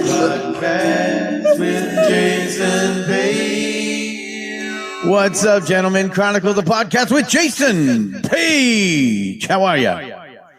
Jay, that's probably the greatest entrance to Zoom in the history of Zoom entrances ever. I think my biggest takeaway from 2022 is our work we've done with these guys. I think we have done some incredible work this year. I'm going to toot our horn, and I think we've done phenomenal work. We've raised just slightly under £2,000 for these guys this year. For an indie podcast who have got that drive and determination, I think that's damn good going. We've done some incredible work this year. It started off at the start of the year with the Chronicles of Podcast Live. And we hosted a gig, Tom. Me and you, we hosted a gig. How insane is that? Yeah, it was pretty mental. I mean, things are trialed. Some things didn't go how we wanted them to. And some things were great. Like Jamie shitting herself at the beginning and then becoming the master fucking MC at the end. Like Tom trying to play something down the phone into a microphone. Of course it's not going to fucking work. There was just loads of moments where it's like, oh well, but still, Death is a Girl, Neptune Rain, Second Cities, and The Mighty Wraith just absolutely blew the fucking roof off Scruffy's, and it was what a night. And a massive thank you to Adam Lancaster for coming down and chatting to the folks as well. It was phenomenal. Like the fact that Adam came all the way down there as well and spoke to the crowd and talked about his mom who had just recently passed. It was not long after losing Sylvie that we did the gig. And like you say, the four bands absolutely blew everyone away. I've not stopped listening to those bands since we did that gig. They're absolutely phenomenal bands. And that was another part of it that I absolutely loved. We got to bring people's attention to these bands. Like we interviewed every single band before the show as well. And yeah, just absolutely incredible work. And I still to this day, it's a pinch myself moment to think we actually pulled that off. It is incredible. But obviously, I sold cakes in my previous job to the streets of Cardiff, whereas you cycled fucking miles from Birmingham to the park where the unfortunate incident took place. Jamie, I tip my hat, toot your own horn. You did an unbelievable job. You cycled 13 hours or whatever, at least around that, across I genuinely like can't think how long it took me. I remember it was 116 miles on Google Maps when I first set off. I'm pretty sure it's 13 hours or so. And I think it took me about 13 hours, yeah. And right. 5:58. Sorry, 5:38 a.m. I literally just left the house, setting up the maps. There you go, setting them up, ready to go. Let's do this. Yay!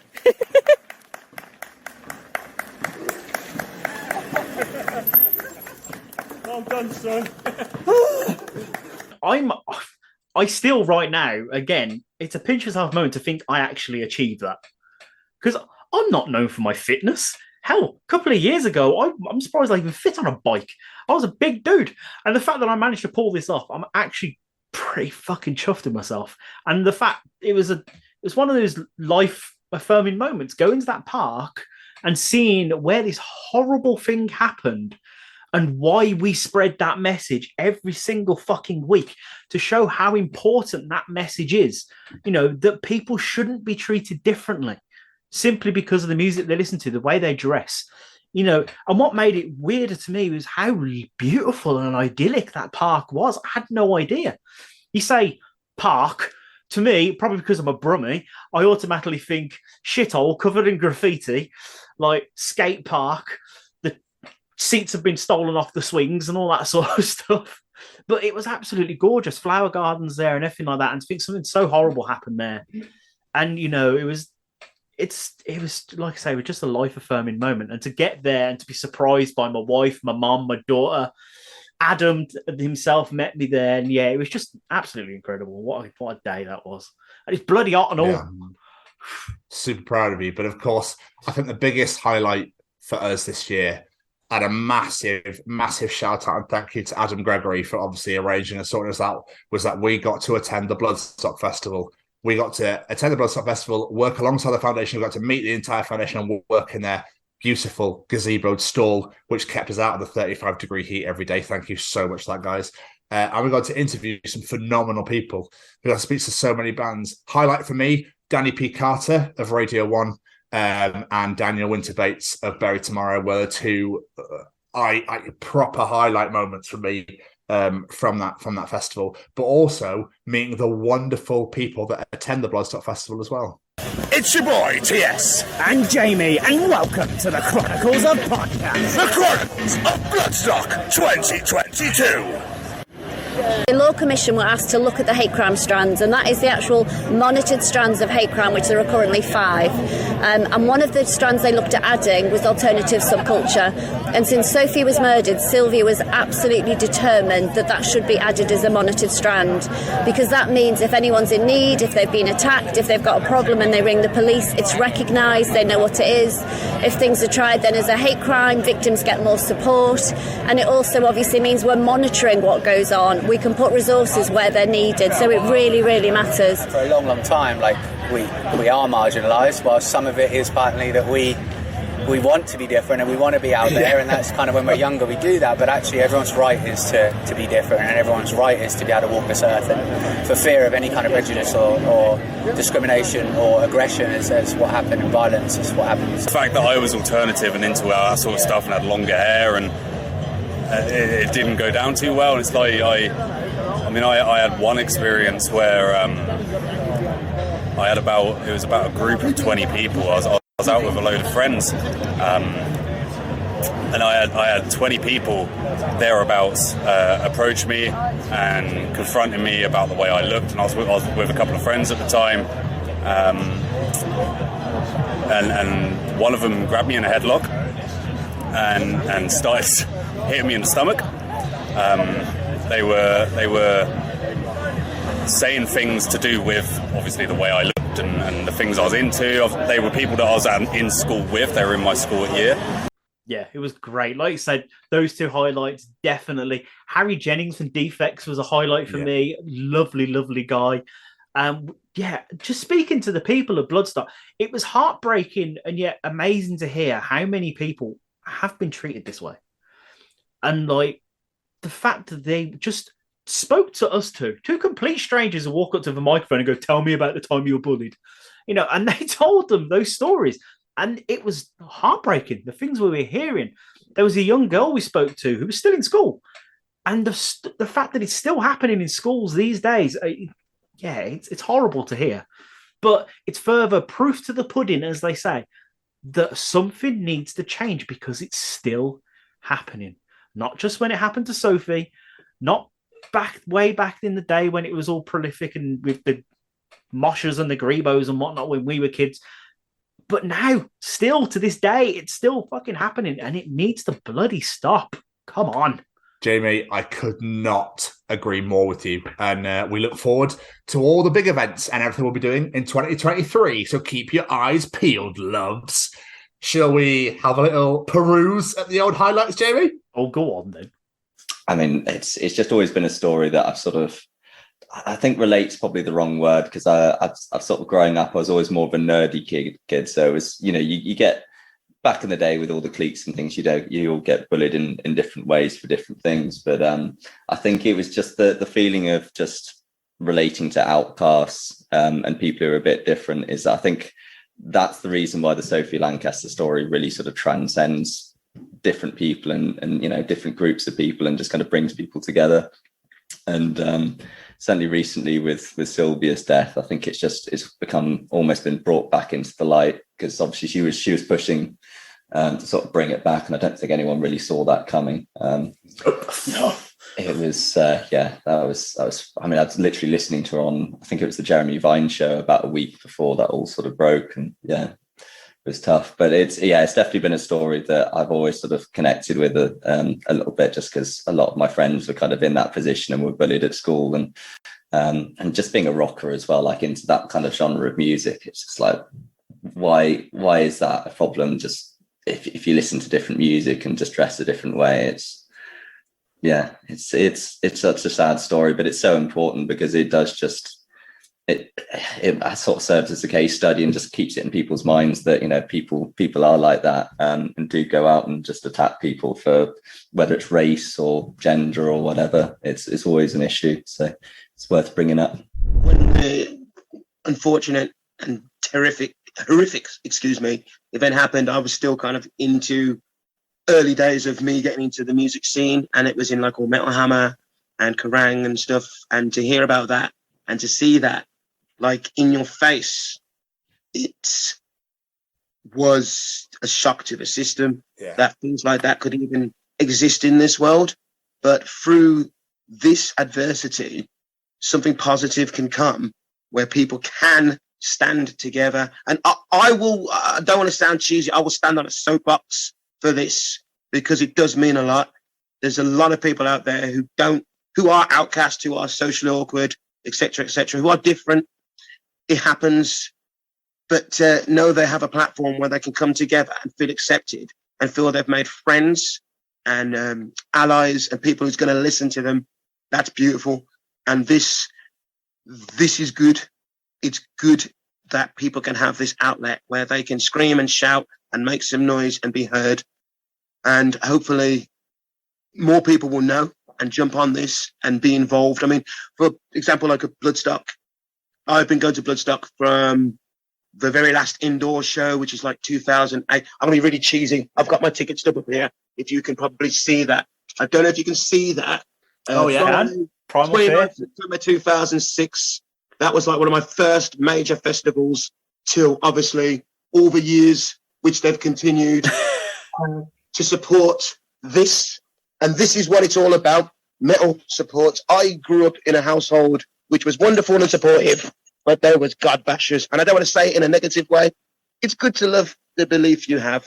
But in the community of metal, I have met people who have appreciated and supported me, befriended me, looked after me, taught me things, spent time with me, and just generally enjoyed being in my company. I've enjoyed being with them. I've never, ever felt this connection anywhere else. And I've been to a few festivals, guys. I've been to Kraken, I've been to Bloodstock, I've been to Download, I've been to Hellfest, and you will feel the same love and appreciation and connection because, you're always going to get bad eggs. That happens. And I'm sorry to waffle on, but this does mean a lot to me.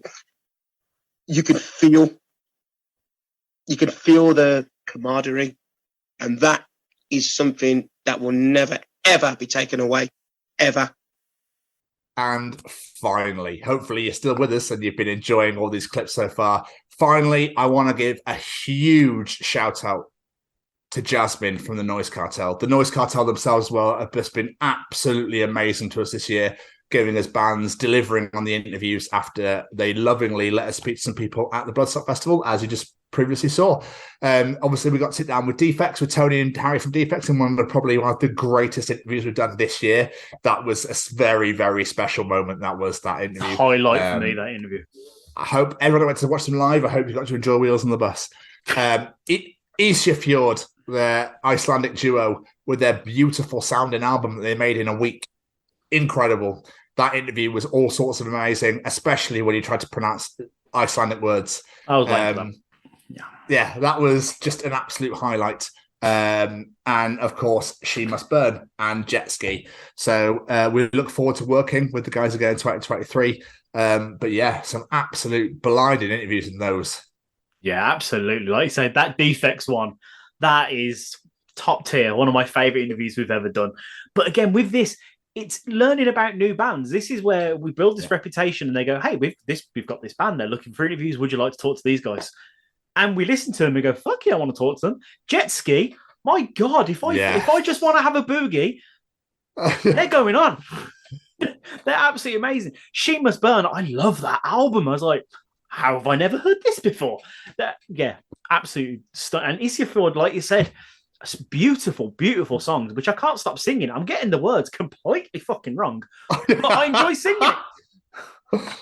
You start as you mean to go on, AJ. Precisely. With your Icelandic. Get on Duolingo. Get yourself sorted. Yes, that's what we'll do next time we get them on for album 2. Jasmine, thank you so much for being such an absolute legend and for obviously setting these interviews up.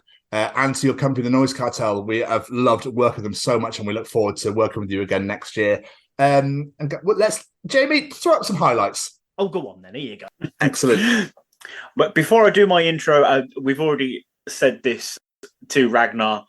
I'm going to apologise now for my pronunciations. I'm a simple Englishman. I'm not up to date with my Icelandic pronunciations, but we'll try. You're forgiven already. Yes. Right. Ladies and gentlemen, this week we bring you another incredible band that, quite frankly, we think you should be listening to. Today's guests are an Icelandic duo who create music I have seen described as sculptured, beautiful and desolate pop, as bright and dark as the subarctic seasons. They are releasing their brand new album, Hjartaskiaki, tomorrow as we record this week. Brilliant, we welcome the wonderful Addy and Ragnar, because these are the Chronicles of Isjafjord. Nice. How bad did I do? I'd say 9 out of 10. Yes. Fantastic. Yes. Even I enjoyed that, and I didn't know if you got it right or not. Absolutely. I was shitting myself all the way up to that album title. I was like, come on, you can do it, Jamie. You can do it. And Misery Eternal up in Lincolnshire. And we went to this place that was just this like derelict like building. Like if there was I'm not a person that believes in like ghosts and spirits and stuff, but if anywhere was going to have ghosts, spirits and demons, it was going to be that place. Because it had underground tunnels and stuff where like that led to like chapel, like used to lead to like chapels. So like they used to have churches in Lincolnshire that are all linked together with these underground tunnels, so that they could move between the churches without going over land when they're carrying like valuables or when they're escaping, raids or whatever the case may be, or even just doing their like sermons and stuff. It's just a safe passage to get from one place to the other. And the building had practically fallen to pieces, but these tunnels were still completely intact. And you could go down and you could walk down these tunnels for like 10 minutes and you wouldn't be able to see in either direction or how far left there is. It was like horrible. In fact, you can see in that level, you can see some of the rooms that we went into down there in both Eulogy and Misery Eternal, because we filmed a lot of the videos a lot of those two videos in different parts of the buildings, because it's like the grounds is huge. So we could just go from one side of the building and film a bit here, and then go to the other side of the building and film a bit there. And you wouldn't really be able to tell they're the same place. But we filmed the scenes with Eulogy where Valis and Carl were singing Into the Mirror. We filmed it in the chapel underground. And there's actually a scene in that video where it's actually made it into the video as well, where we set the lights up and we took a step back and let the light just be on Valis, and then Sean Hodson, who's a guy that did the Loki films, who did these videos, was standing filming it by the side of the light, and we see these shadows like run in front of the camera and block the light just for a split second. But it was just like, it just didn't make any sense how that could have possibly happened. It was just, so we've got these like kind of weird ghostly footages that are actually in Eulogy as well, from where we filmed them in these like haunted tunnels. And another scene where we filmed down there was the scene where Kyle's got the rope around his face in Misery Eternal and he's setting fire to the book and ripping it to pieces. Literally just behind him there is like a tunnel that is like 10 miles, like in whatever direction, just of pitch blackness to another abandoned chapel that's, you know, down the road. It's just kind of, yeah, it's kind of terrifying, wasn't it, in those places? Yeah, it was there's a strange you go like on the upstairs in the actual manor itself, it's actually like you can feel something there, but it's almost quite welcoming. It's like quite a welcoming presence. But then when you go in the basement, things do get a bit weird. Fuck off. Yeah. Just talking about big names here, like Jason Derulo, things like that. Do you know what I mean? Like, if you're thinking about the big dude, look at what they're doing. They're on TikTok 4 or 5 times a day. Do you know what I mean? It's like the pace that people are getting accustomed to for content from and new stuff from musicians is insane. But because of that, stuff's been quite quickly forgotten. There's things with like 300 songs with 300 million YouTube views in the first, like, do you know what I mean? Like month of it being out, and then it falls wayside. So yeah, I think we don't want to attempt to match that pace. That's not something that we're interested in doing. Nonna is are particularly good at dancing, so we're not doing any of the challenges, and we're not. It's just not really for us. But saying that though, we had a small venture into TikTok and stuff like that, and we had a video get like 500,000 views and like 50,000 likes in like one day. So and then that made us like feel like, oh, we should push TikTok, we should do it all the time. But the way the algorithm works, it just randomly selects things to become successful, because there was no particular reason that video should have gone viral or ish viral. And yeah, we quickly were like, this is just not, it's not us. Do you know what I mean? We always like to have content in the barrel, but not at the pace that people are doing it now. Yeah, absolutely. You mentioned Jason Derulo. I wonder if his record label or management team will ever go, how many times, Jason, do you reckon you can fit your name into a song? And do you want to just have a song that's just your name, or would that be too obvious? Yeah, their calling card is brilliant. I've always really enjoyed that about like popular music, pop music in general, is like, there's like all these calling cards, and I really want Jet Ski to have one. Like, if you heard DJ Khaled shouts, "We the best music," which is like his, I think like that's his label maybe or something like that. But he shouts it at the start of any song he's even a little bit a part of. Like, he might have just like assistant produced it, and it's like the start of the song is like, "We the best music, DJ Khaled." And I think that's so sick. Like, if I featured on somebody else's song, I'm shouting Jet Ski straight away. Like, if I'll treat it like an MC. Do you know what I mean? I'll like, if I was featured on someone's song, I'd be like, Jet Ski, Jet Ski, Jet Ski. And then I'd sing. Do you know what I mean? I like it. It's a cool tactic. Just say your name loads of times. I actually did ask a rapper. We interviewed a rapper a while ago, and I asked him, why do you sing your name in songs? And his actual answer was, I don't know. Yeah. Yeah, for sure. I think like there's a copy and paste thing to be successful at the moment. Like within, because I really like it all. Don't get me wrong. Like I really like drill music. I really like just like UK hip hop. Like, I love all that sort of stuff. But there is like defined looks, flows, personality sort of styles, lyrical content. There's like all these things that I like. They're laid out, and if you can fit that mold and you can do it well, and you've got like a sick social media game, like you might be successful. Like, it's actually a pretty good chance. So I reckon everyone just fits into it, and they're like, is everybody else saying their name? Yeah, all right. There's wheels on the bus, right? Yeah. I went ham. If one was like, get on X Factor. No, to be fair, before being like in a proper band setting, so when I was younger, like I did the band stuff at school, but I did the like solo singing on the side, and my mum was like, go on the X Factor, do all this stuff and that. So I did that. So for a while, I wanted to be like the next Usher. And then I've never heard this before, by the way. This is new to me.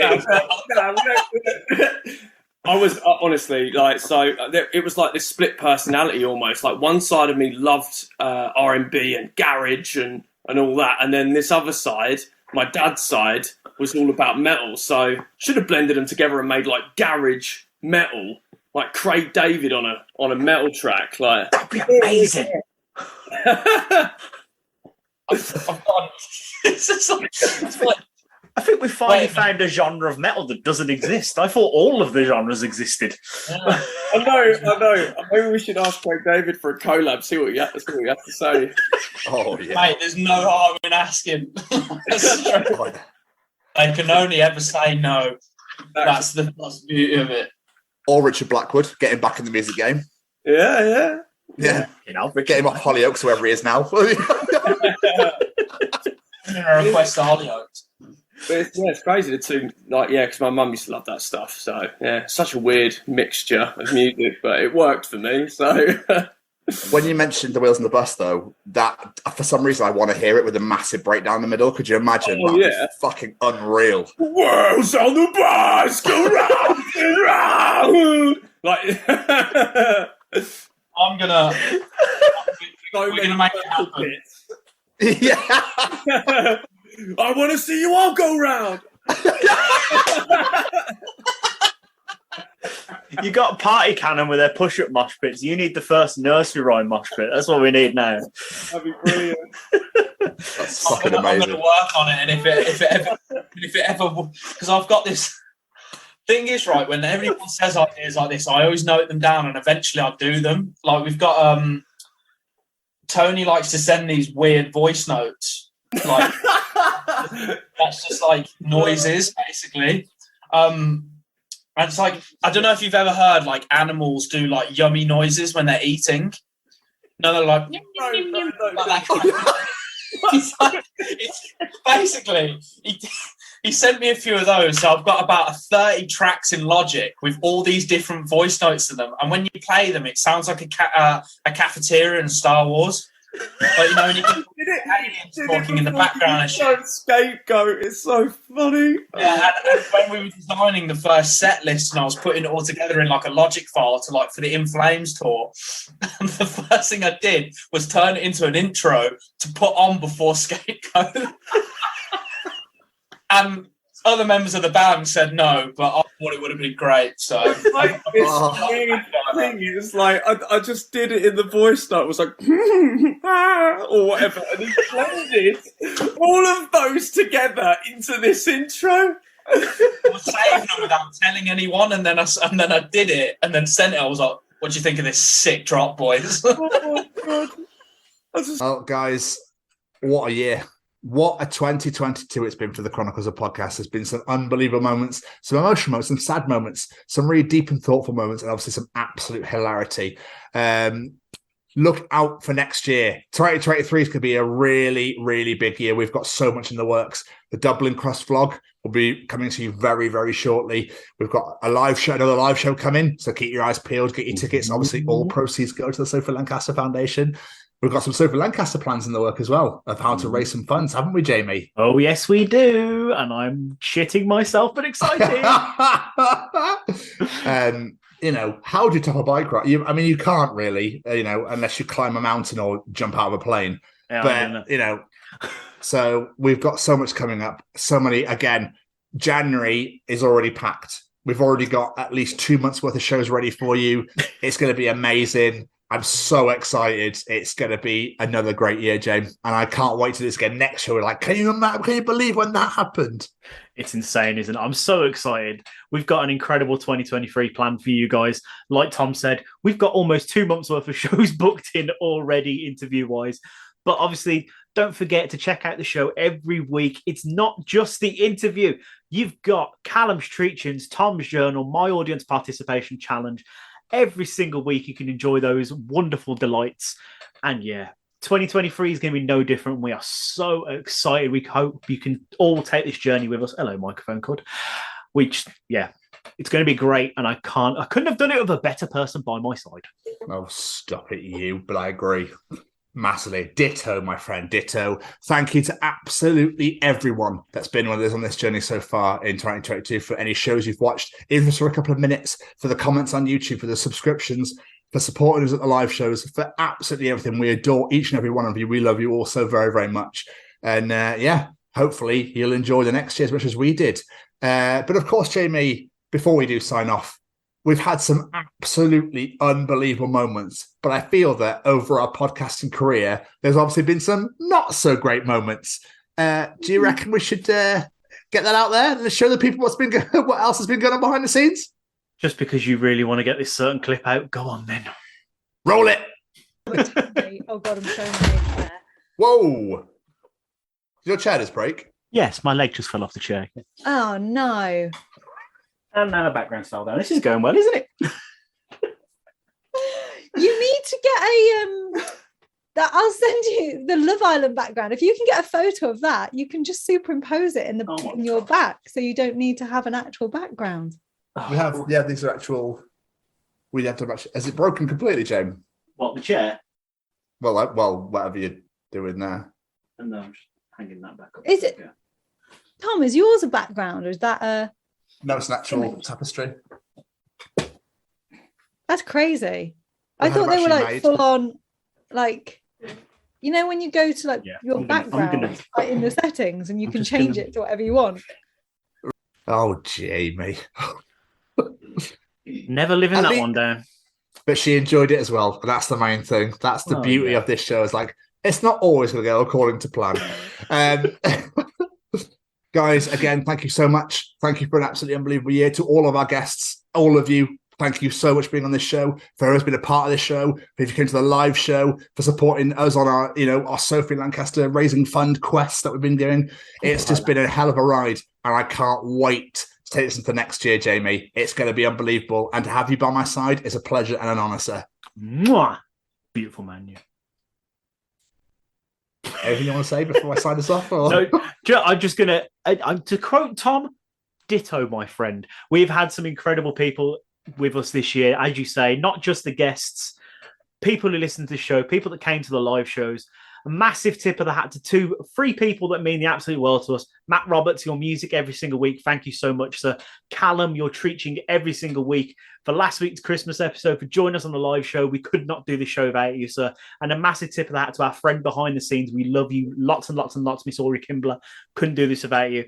And every single person, as Tom said, that listens, watches, shares, no matter what you do. We do this for you guys. Absolutely free every single week, and it means the world for you to support us. So thank you, and we hope you take this journey with us next year and bring all your friends along. Bigger and better things to come. Because, Jamie, as for this year, we'll see you all next year. Goodbye, 2022. Bye.